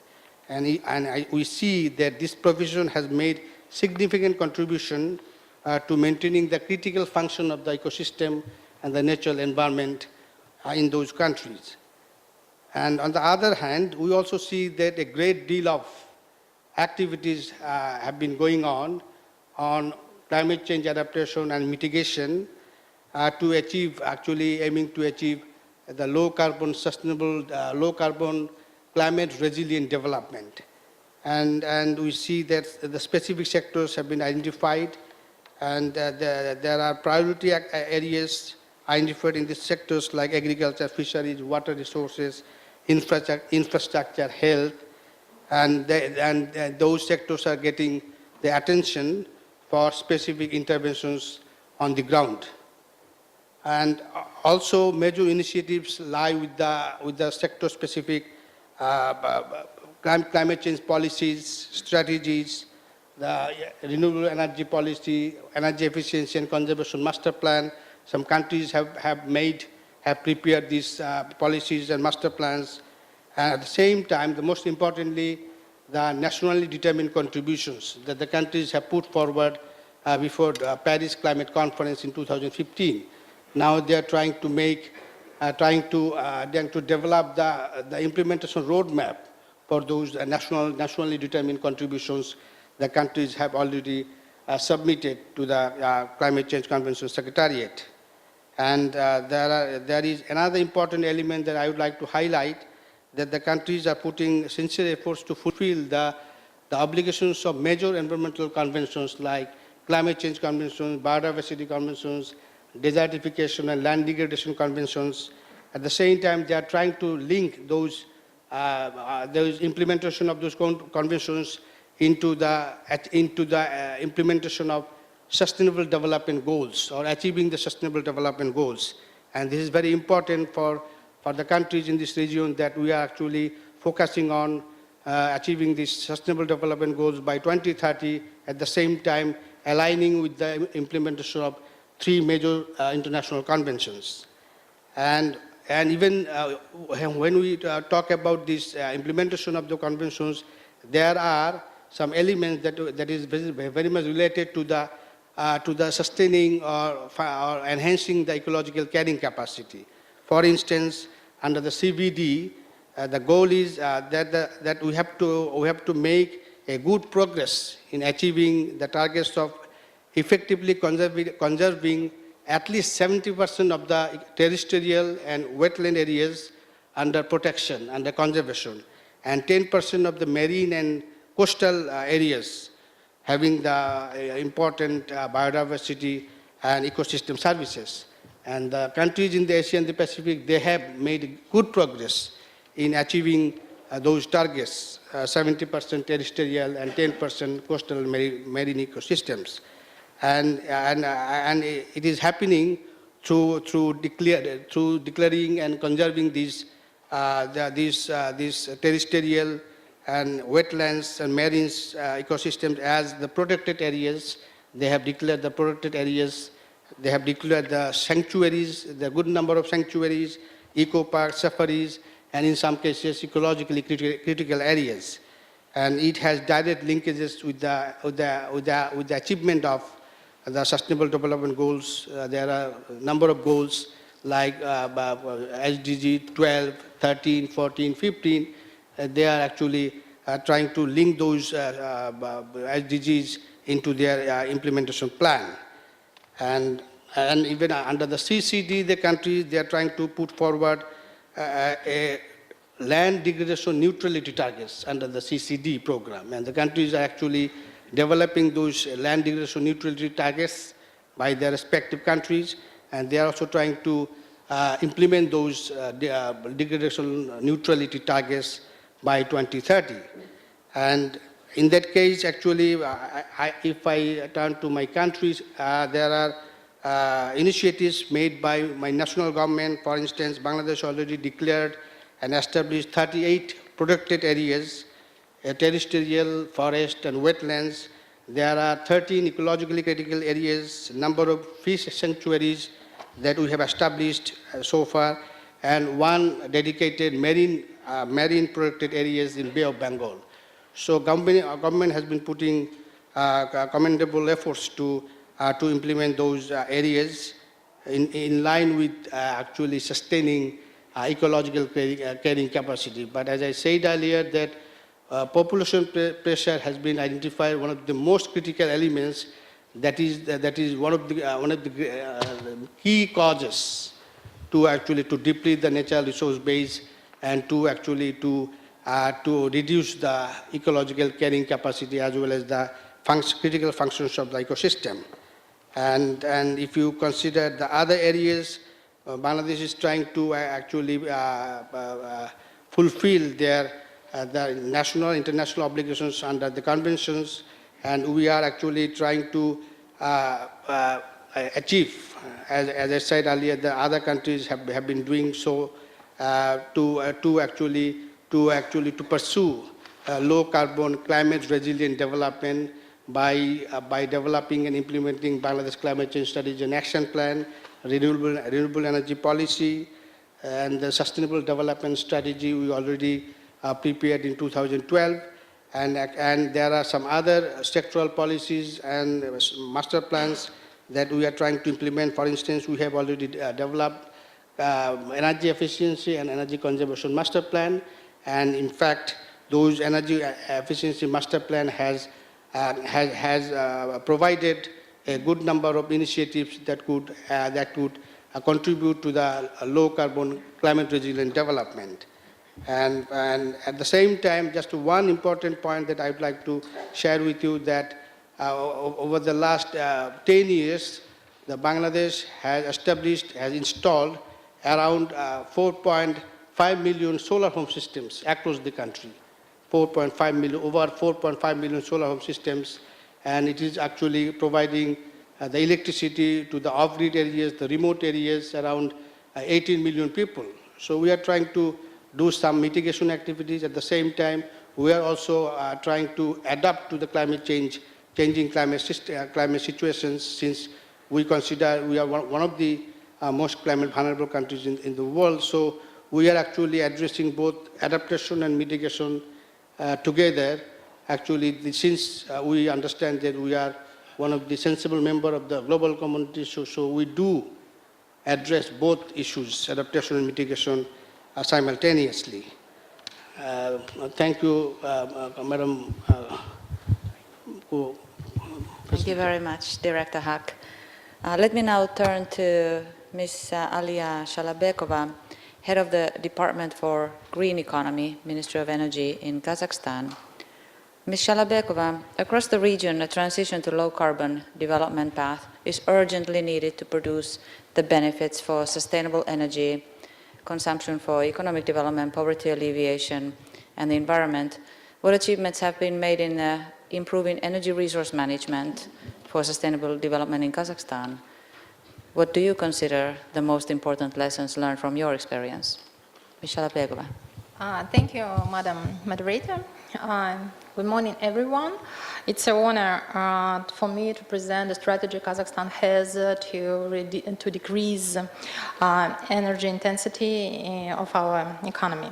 In 2012, the President of Kazakhstan, in his annual speech to the nation, presented a new strategy of country development, Kazakhstan 2050, that declares our ambitious goal to be a member country among 30 most developed states in the world by 2050. To this end, among many, there are two primary goals have been set. GDP energy intensity should be decreased by 50%. And in electricity generation, we aim at increasing the renewable energy share by 50%. To achieve these targets, we have adopted two concepts of the fuel and energy sector development and transition to a green economy. Kazakhstan decreased the GDP energy intensity by 28% in 2015. In order to do so, we have created conditions to implement international requirements for energy saving in Kazakhstan. The legislation on energy saving and energy efficiency increasing entered into force in 2012. One of the requirements of the law is to set up the state energy register, which includes every company and organization that consumes more than 1.5 tons of conditional fuel per year. As of January 2017, more than 5,000 enterprises of Kazakhstan are in this register. These enterprises must be audited, and the results of their energy inspections and the ways for improving situations should be presented in their roadmaps for increasing energy efficiency. Investment interaction is the key in the decreasing of energy intensity in production. The map of energy efficiency is created and projects ready to be launched as energy service contracts are in the map. Another area of energy efficiency increasing in Kazakhstan is lighting. Kazakhstan has moved to use LED light bulbs instead of electric incandescent ones. Light retrofitting is undertaken in social organizations like schools and hospitals, and for street lighting. The share of LED lighting in the country has increased from 60% in 2012 to 61% in 2016. Development and renewable energy sources is one of priorities Kazakhstan has to transit to a green economy. As I mentioned earlier, we must reach 50% share of renewable energy sources by 2015. As January of 2017, its share is about 1%, and by 2020 we aim to achieving 3%. The plan of arrangement for renewable energy plants is adopted according to renewable energy sources, capacities, electricity infrastructure readiness, and needs in electricity across the country. We consider wind power as the most achievable for development renewable energy, and then hydropower and solar power come. The required legislation for renewables development adopted in 2009 has aimed to support not only investors but also consumers of renewable energy. It is guaranteed to purchase of electricity produced by renewable energy sources. Feed-in tariffs are in place, and consumers of renewable energy sources get 50% discount for renewable energy equipment. To conclude, we have created a favorable environment for transition to a green economy, and such work is an ongoing process. Nowadays, we are about to complete the strategic plan of development of Kazakhstan till 2025, where using of energy efficient technologies are an integral part for the modernization of Kazakhstani economy that will lead to decrease emissions and protect environment. Thank you. Thank you, Ms. Shalabekova. We have just few minutes left, and in these few minutes, I would like to still stay with Ms. Shalabekova and ask her to elaborate on the Astana Green Bridge initiative that fosters Europe-Asia-Pacific partnership in implementation of green growth. Your government is a champion in, Ms. Shalabekova, this initiative, so could you elaborate on that in few words? Thank you. As you may know, as you all know, the main focus of the Astana Green Bridge initiative is to support the green economic growth in the countries of Central Asia through international cooperation for transferring technologies, exchanging knowledge, and financial support. As the priority areas for transferring technologies of the AGBI, water management, renewable sources of energy, agriculture, energy efficiency, and waste management were chosen. The Green Bridge Partnership Program put forward by the President of Kazakhstan in 2011 has embraced 15 countries and 16 NGOs from 9 countries. These days, Poland is about to join to the program by signing the charter in Astana. Since GBPP starting, more than 100 agreements have been signed to transfer technologies and best green practices and attract investment. To expand the number of country members of the program, international forums are held in Astana annually, where countries and international organizations can share their achievements in green economy. Along with attracting new program members this year, in collaboration with the UNDP country office and one of NGOs in Kazakhstan, the Coalition for Green Economy, we have launched a campaign to promote green economy principles and benefits of their implementation in the country. Another achievement we have accomplished is the established Center of Technology Dissemination of Green Technologies in Agriculture. Last year, more than 3,000 people, including representatives of Central Asian countries, were educated. In the future, GBPP aims at scaling up pilot projects in green economy, reviewing best practices, and improving the legislation for promoting green economic growth.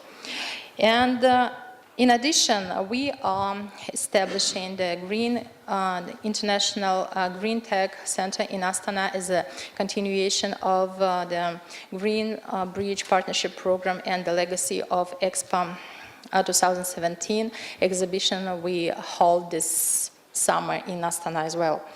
Tomorrow we will hold a side event dedicated to this initiative and where you can learn more about the achievements we have and the future steps for green economy in Kazakhstan and in the region. And I invite all of you to participate at this event, and that will be held in Conference Room 4 at 1 p.m. Thank you. Thank you, Ms. Shalabekova. Another important initiative, the Seoul Initiative Network on Environmentally Sustainable Economic Growth, was adopted at the 5th Ministerial Conference on Environment and Development in 2005. Since then, the initiative has implemented 17 pilot projects in 11 member countries under its phases 1 and 2, and building on favorable assessment of these two phases, the initiative has been extended to 2020 into its phase 3. Mr. Seng, could you please elaborate in just a few minutes on the role of the Seoul Initiative Network on green growth and how it has played a role in the region? Mr. Seng. Thank you, Madam Moderator. I didn't prepare for this part, but let me talk about the initiative briefly. There are two components. One is the policy forum to exchange to learn each other from the lessons in the past. And as I've mentioned, Korea will continue sharing our lessons, what we've done good, but also what we've done wrong in the past. And there's the other component is the pilot projects. I believe the project involves 20-some countries in the region, and Korea will continue supporting those pilot projects in this region, and of course we will endeavor to expand the projects to include more countries in the region. With the Sustainable Development Goals of 2030 agenda, the focus of the initiative will be shifting slightly to incorporate those changes that the world leaders have agreed on. We will continue supporting the implementation of the SDGs in the region. Of course, as part of that, we will, in addition to the initiative, we will continue providing additional support through various international entities, including ESCAP and, of course, the GGGI and UNEP and others as well. Thank you. Thank you, Mr. Seng. Just quickly returning to the other panelists, Excellencies, Minister Mataioli and Minister Eden, Ms. Wang Mo, Mr. Haq, may I ask you just very briefly to give the audience your views on what is the role of sustainable and efficient management of natural resources in your priority areas? What role has these programs played, and how do you see us going forward? Minister Mataioli, would you like to elaborate on your views? Thank you, Madam Moderator. The developments have to go, but it has to be done in a sustainable manner. And when we have these legislations and the policies in place that would guide the developments, what developments they may be. Thank you, Moderator. Thank you very much. Excellency, please. Thank you, Madam Moderator. Just generally speaking, I'd like to say that as a small island developing state, we are most times not associated with towns and cities, but that is not so. We do have towns and cities on our small island states. We are vulnerable to the impacts of climate change. We have huge pressures put on our resources due to rapid urbanization, and we have very limited resources to handle these impacts. So I think overall it's extremely important that we mainstream and include the SDGs into our overall sustainable development plans, which will put us on the right path to sustainable and resilient towns and cities in the future. Thank you. Thank you very much. Ms. Wang Mo. Thank you, Madam Moderator. As I said, water is no longer just a natural resource, but a resource for economic development and social well-being. So sustainable and efficient management of water resources would mean sustainable economic development and also enhancing social well-being. Especially in the context of Bhutan, our economy is entirely dependent on hydropower, which in turn depends on the flow of water in the river. And 60% of our people still live in the rural areas, again, whose livelihood is based on the subsistence farming. So again, it means they depend on water, rainfall. So going forward, while on the one hand we have so much resources, but on the other hand, I think we have not been efficiently and effectively used these resources due to lack of technology and innovation. So going forward, as I said, we need to collaborate with others for innovation and improving the technical capacity as well as technology, so that we efficiently use our resources for economic development as well as social well-being. Thank you. Thank you, Ms. Wang Mo. Director Haq.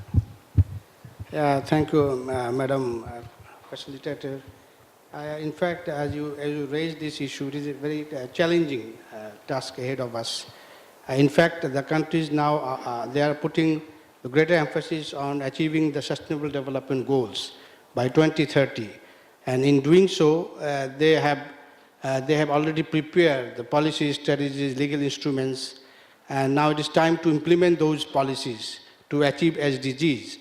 And in that case, as you rightly pointed out, that we need a coordinated approach at country level, at regional and international level. And in doing so, there are other elements that need to be considered, that while implementing those policies, strategies, and legal instruments, the countries may need resources to implement those policies and strategies. And in that case, the international cooperative initiatives, regional cooperative initiatives need to be strengthened and scaled up, and it should be delivered in a way that it actually fulfill the demands of the respective countries on the ground. Thank you, Madam Co-President. Thank you, Director Haq. I will now try and summarize some of the comments that you have mentioned, honorable panelists, and also move afterwards our speaking order back to the chair.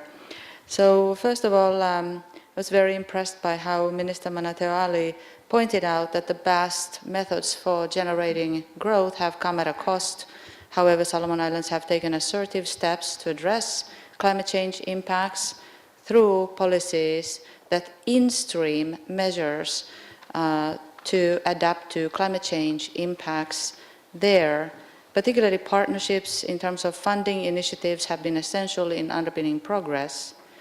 Minister Eden from Fiji talked about how inclusion has been central, especially of the informal settlements in Fiji, as Fiji is incorporating green growth models. Importantly, benefits have been generated through sustainable services in terms of access to water and sanitation. An important role has been also assumed by urban building standards, transport systems, and investing in green spaces, and resilience mapping and planning has been central to ensuring impacts, measures against climate impacts. Partnerships, policy initiatives have supported implementation here as well. Director Sung emphasized how the SDGs are accounting for the need to integrate the interlinked influences of all the 17 goals, and how these now are better able to account for environmental impacts generated from growth producing programs and projects. Resource efficiency and reuse of resources have been central to the success achieved in Republic of Korea.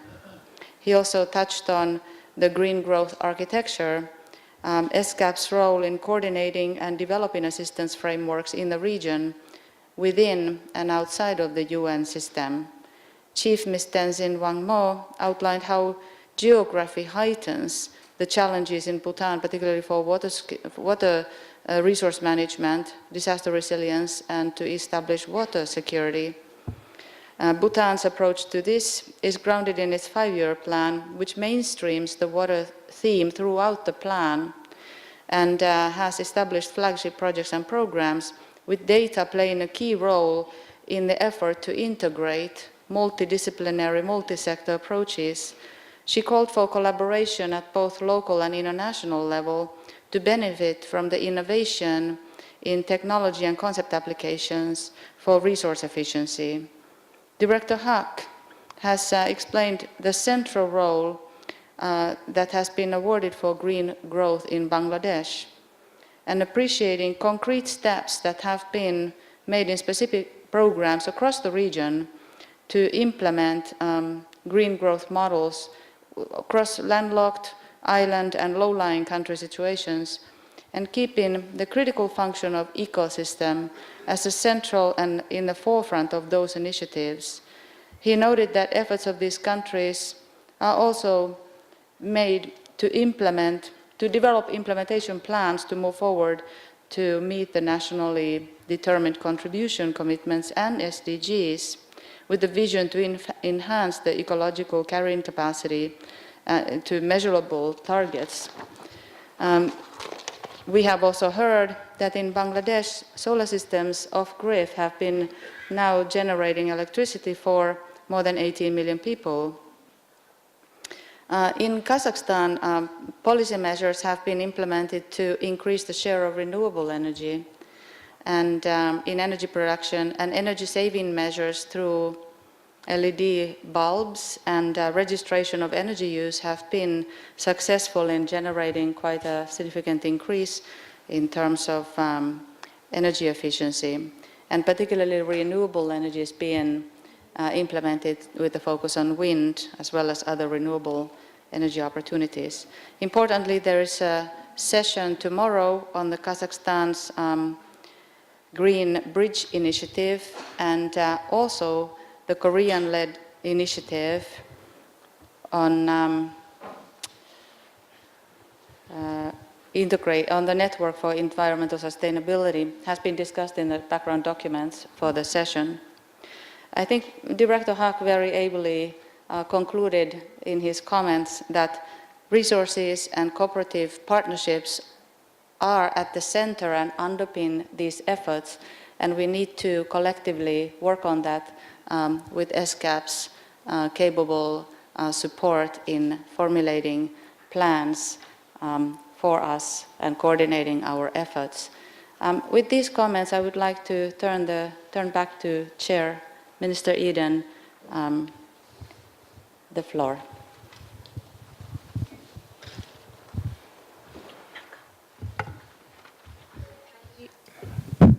May I kindly ask the delegate panelists to return to their country seats and invite the chair and the secretary of the forum to the head table. I kindly ask the audience for your patience and to remain seated while the panelists make their way off the stage. Thank you.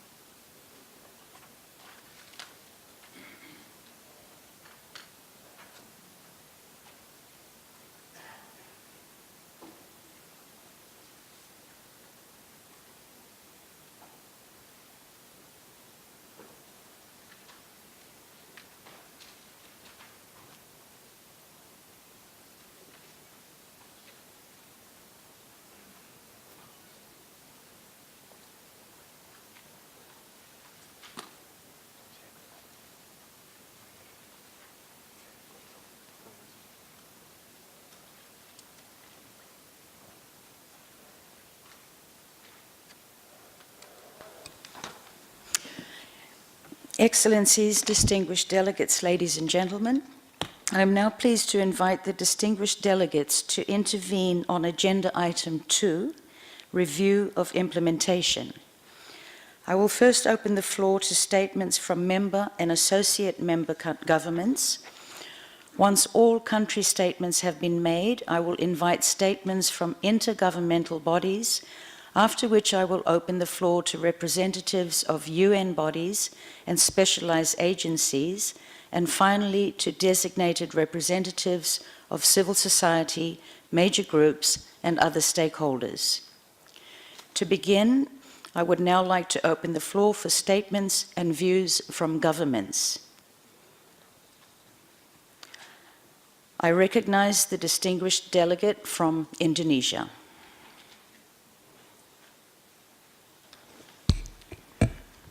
Thank you, Chairperson. Since this is my first floor taking, let me congratulate you to be selected as a chair of this meeting. Without a doubt, region of Asia and the Pacific, like other regions, has undergone rapid and fundamental shift in the way we consume, produce, and live our daily life. We have witnessed an accelerated process of globalization that has brought tremendous benefit for people living in both the developed and developing world. Yet, as much as there has been a positive development, the levels of natural resources depletions and environmental degradation has continued to worsen, with an expanding population and increased economic activities. We are pleased to note that the 6 program areas of the regional implementation plan has been taken into account in the efforts on implementing agenda of sustainable development within this region. Indonesia has issued presidential decree and set up the National Secretariat for the SDGs. We are in the processing of ratifying the law to support the implementations SDGs at the national and subnational levels, and building a platform for stakeholders' participations. Indonesia believes in multi-stakeholders engagement in the implementation of SDGs. Our efforts to reach the Sustainable Development Goals facing uphill battles. There has been some progress, but also some setbacks and challenges in reaching our target. Despite all this, I remain optimistic that we can ensure a future of sustainability. This is a time where we can break the lingering myths about development and environment.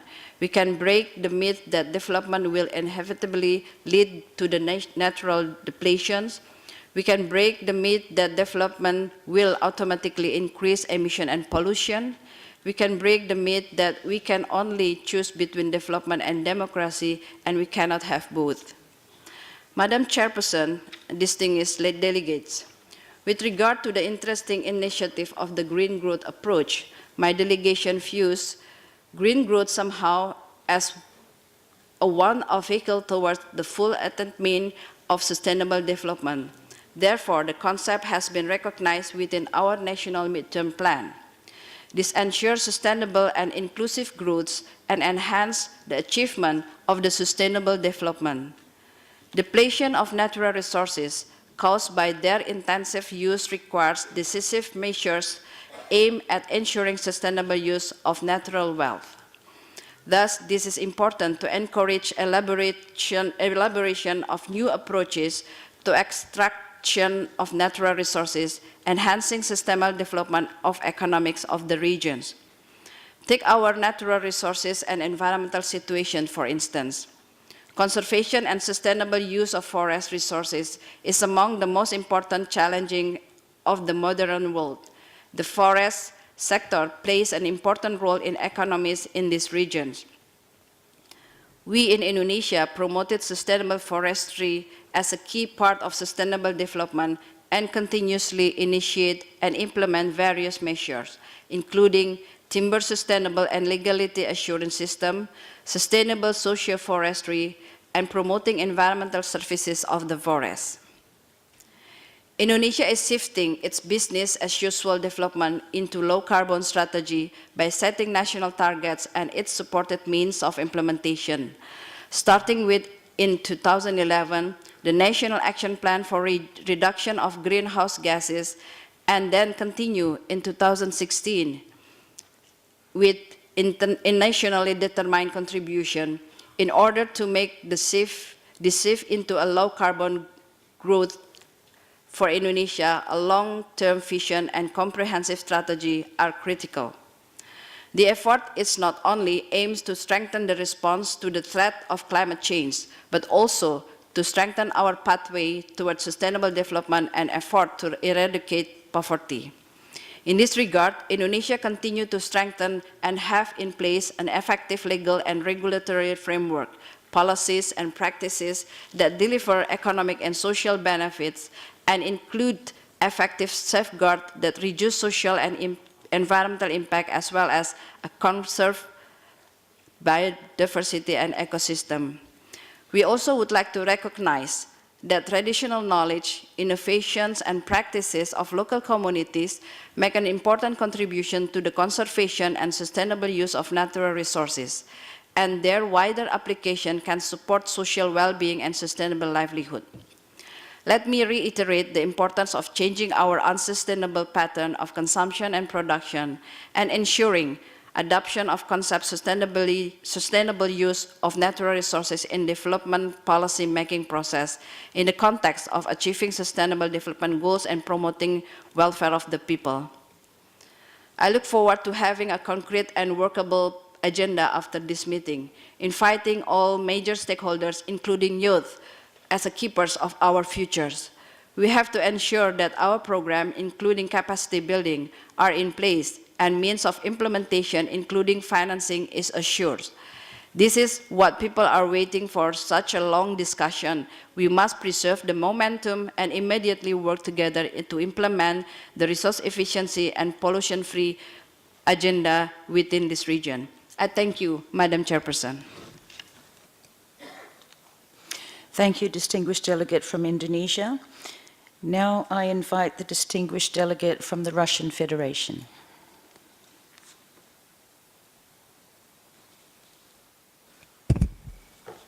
Спасибо, госпожа председатель. Прежде всего, позвольте мне поздравить вас с избранием на этот ответственный руководящий пост нашей конференции и выразить надежду, что под вашим руководством мы будем успешно продолжать работу совещания старших должностных лиц конференции. Постараюсь быть кратким, учитывая дефицит времени. Полностью текст выступления от имени Российской Федерации имеется в письменном виде в секретариате и будет распространен в качестве материала конференции.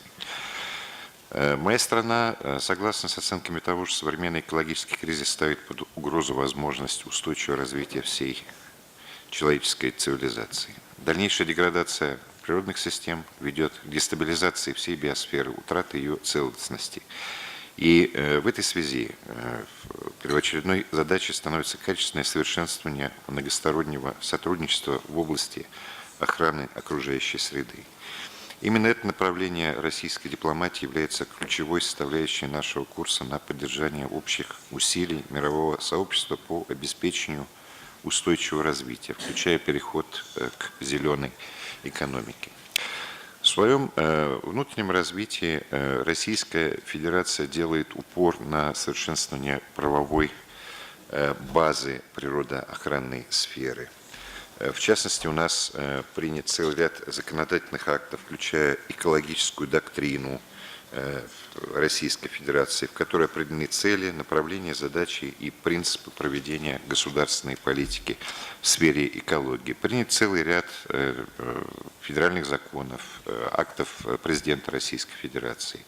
Мы отражаем эту политику и в наших международных договорах.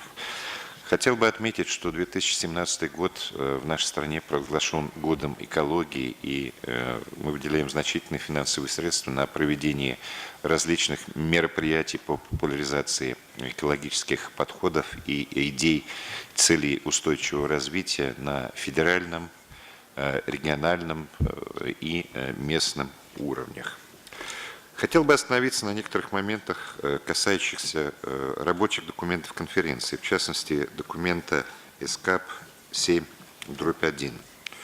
В отношении содержащегося в нем призыва к заинтересованным сторонам более активно подключаться к решению региональных водных проблем трансграничного характера, в особенности океанов, хотел бы отметить, что такая работа должна учитывать существующее распределение обязанностей между структурами ООН и осуществляться в соответствии с принятой в системе ООН практикой и процедурами.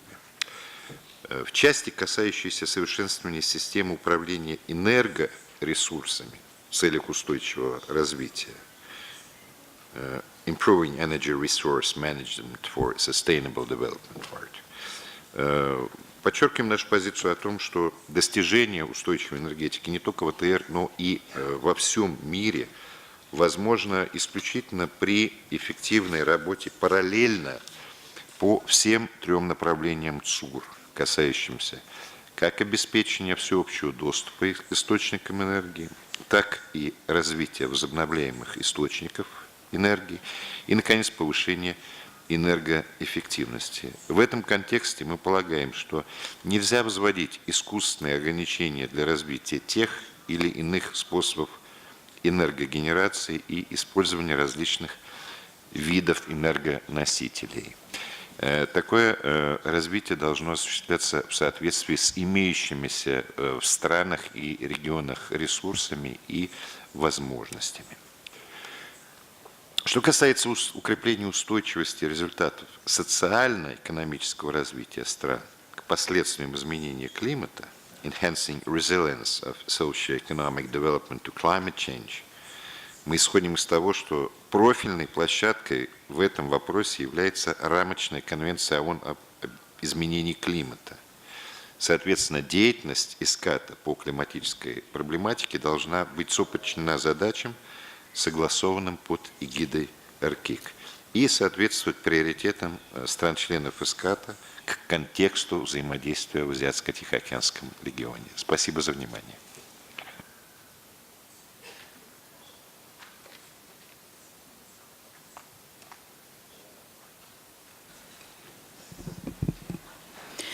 Thank you, distinguished delegate from Russian Federation. Are there any other governments who wish to speak before I open the floor to intergovernmental bodies?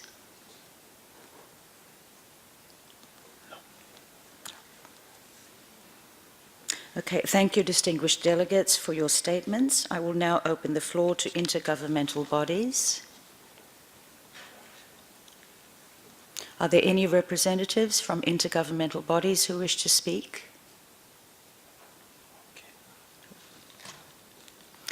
I will now open the floor to UN bodies and specialized agencies. Do we have any UN bodies or specialized agencies who wish to speak?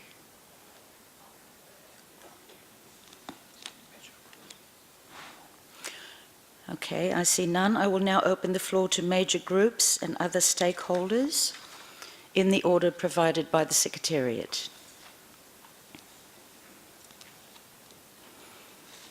I now welcome Asia Pacific Research Network to have the floor.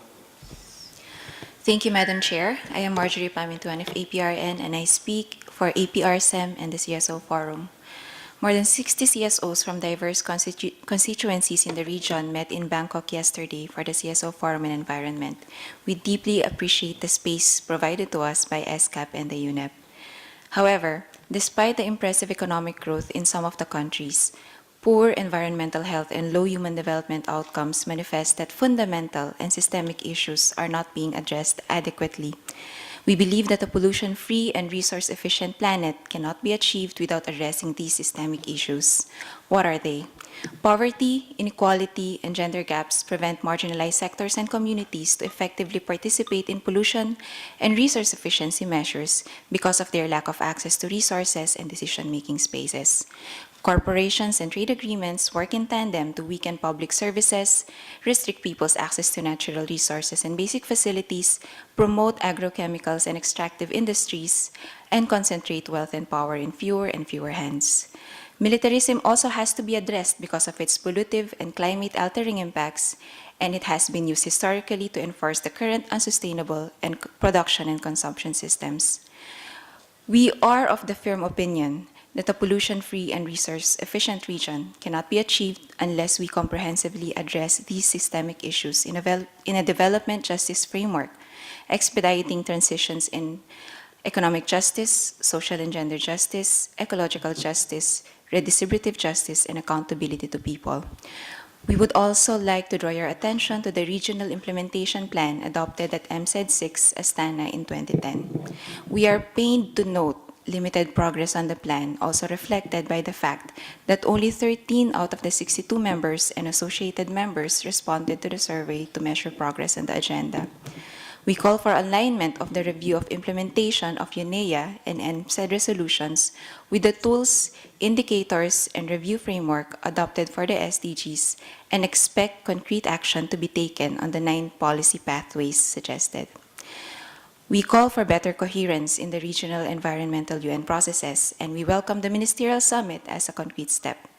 We also underline that ESCAP and UNEP should envision a greater role of communities, people's movements, and CSOs in response to their contribution to fighting pollution, achieving resource efficiency, and more importantly, achieving development justice for the peoples of the region. Thank you very much.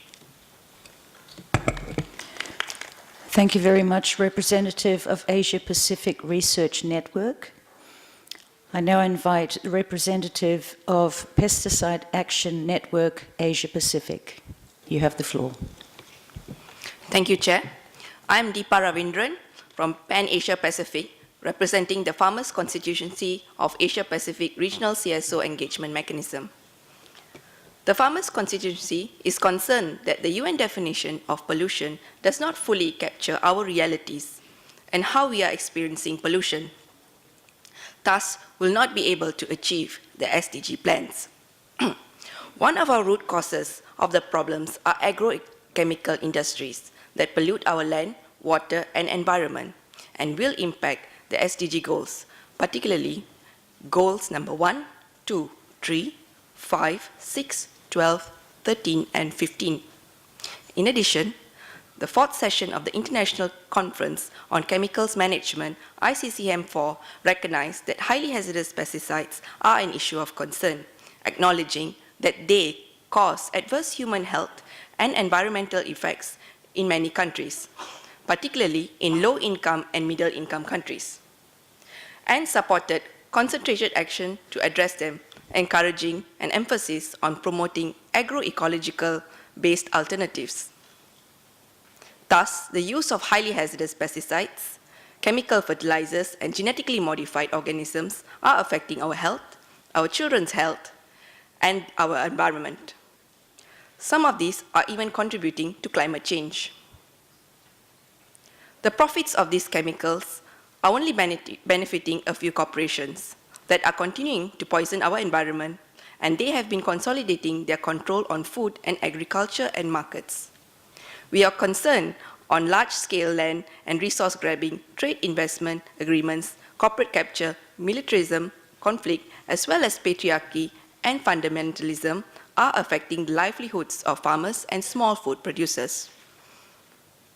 Our small food producers are facing displacement, harassment when they refuse to move away from their lands, and even death. Land and resource grabbing is affecting our farmers, indigenous communities, fisher folks, and many other small food producers. Unfortunately, there seems to be a lack of discussion and plans on pollution of agrochemicals and pervasive problems on biodiversity, local and natural ecosystems that are impacting food chains and people's health. It is hitting hard the most marginalized and vulnerable sectors of our society whose lives are dependent on their respective ecosystems. In addition, we would like to suggest strong policies and implementation of agroecology and to support farmer movements that are advancing agroecology, that are contributing to the health of the people, healthy soils, water, air, and the environment, as well as contributing to the adaptation of climate change. We demand genuine agrarian reform that will be critical for women and men farmers' rights to livelihood and life. Thank you, Chair. Thank you. Thank you very much, Representative of Pesticide Action Network Asia Pacific. I now invite the representative of TEB-TEDBA. You have the floor. Thank you, Madam Chair, for giving us the opportunity to take the floor. I speak in behalf of the indigenous peoples major group. We, the indigenous peoples who are dependent on the natural environment for our food, livelihoods, energy, culture, and well-being, highly appreciate the emphasis given to the environmental consideration of any development, which was underscored in UNEA 2. However, we still see prioritization of economic development of a few over the obligation to protect the environment. We continue a life and death struggle against expansion of monocrop plantations and deforestation, corporate mining, mega dams, and waste being dumped in our territories. We still witness the vicious cycle of ecological damage from climate change-triggered disasters and worsening climate change due to ecological damage, of human rights violation of environmental defenders, of failed commitments for paradigm shift in development that takes into account the dimension of human rights, equity, and environmental justice. The exploitation of our natural resources, pollution and deforestation worsens our poverty situation and weaken our capacity to adapt to climate change. On our part, we have continued to play our role as stewards and custodians of the world's biodiversity and practice our traditional ecological knowledge in managing our lands, territories, and resources, and defended our territories against extractive and input-based industries such as agrochemicals to safeguard biodiversity and ecosystems functionality, even at the cost of our lives and of our leaders and members of our communities. Nonetheless, we are committed to revitalize and innovate on our indigenous territory management systems and practices that conforms with the ecosystems-based approach with culture and spiritual dimension. Example, to develop further our agroecological system and promote this to minimize and push for rational use of chemicals in agricultural land and enhance soil's capacities as carbon sinks. We will always remind ourselves that there was a time in history that agriculture has thrived without chemicals and that diversity can be a successful natural pest and disease control for crops and animals and benefits health as well. Second, sustain our traditional forest and mangrove management to sustain our other services such as habitats, water storage for cultural purposes, carbon sinks, and others. Finally, we demand support and seek partnership for the needed cleanup of pollution on our territories from industries and the restoration of our degraded landscape and seascapes. Thank you, Madam Chair. Thank you very much, Representative of Teba. Are there any other representatives from major groups or other stakeholders who wish to speak? I see none. Thank you all for those insightful and interesting remarks and for an excellent session. I now declare this session concluded, but before we break for lunch, I invite our MC to provide further details on logistics and any housekeeping announcements. Thank you, Madam Chair. Excellencies, distinguished delegates, ladies and gentlemen, I would like to call your attention to the proceedings this afternoon. We invite delegates to join the side event, A Common Path, How Does the Paris Agreement Promote the Goal of a Resource-Efficient and Pollution-Free Asia-Pacific, co-organized by the UNFCCC and the Institute for Global Environmental Strategies, IGES. The event will discuss synergies between the global climate and sustainable development agendas. The event will be held during the lunch break from 12:45 to 2 p.m. in Conference Room 4. Please make your way down the escalators and turn left on level 1. Lunch will not be provided at the side event, so we invite you to visit our cafeteria on the first floor instead. I also invite all delegates to visit the Pavilion of Partnership Exhibitions, located on all 3 floors of the conference center. On the first floor, you'll find a special installation on marine pollution, and on the ground floor, we invite you to visit an exhibition on resource-efficient and pollution-free urban transport. Kindly be reminded to visit the UNFCCC booth to calculate and offset your emissions. And for participants entitled to DSA, kindly visit the DSA payment counter in front of Conference Room 2 during the break. We will resume here in Conference Room 2 after lunch at 2 p.m. sharp to consider Agenda Item 3, Policy Perspectives Towards a Resource-Efficient Asia-Pacific Region. Kindly return on time after lunch and the side event to avoid any delays. Thank you very much. Thank you, MC. Let us now take a break for lunch, and we will resume the meeting promptly at 2 p.m., please. The meeting is adjourned.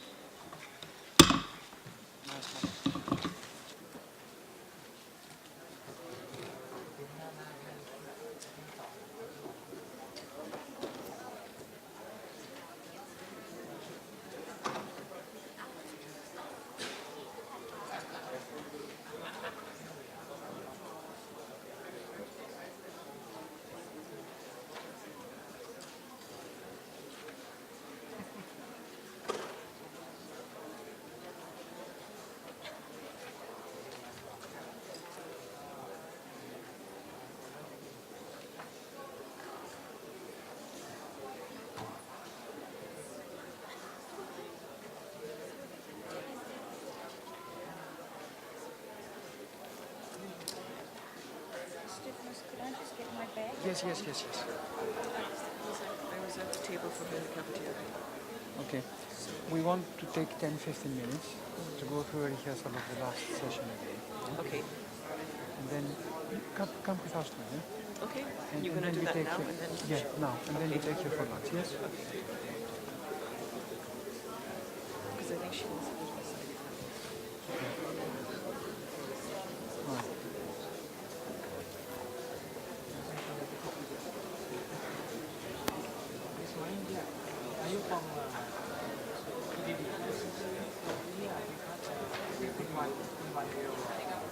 From you,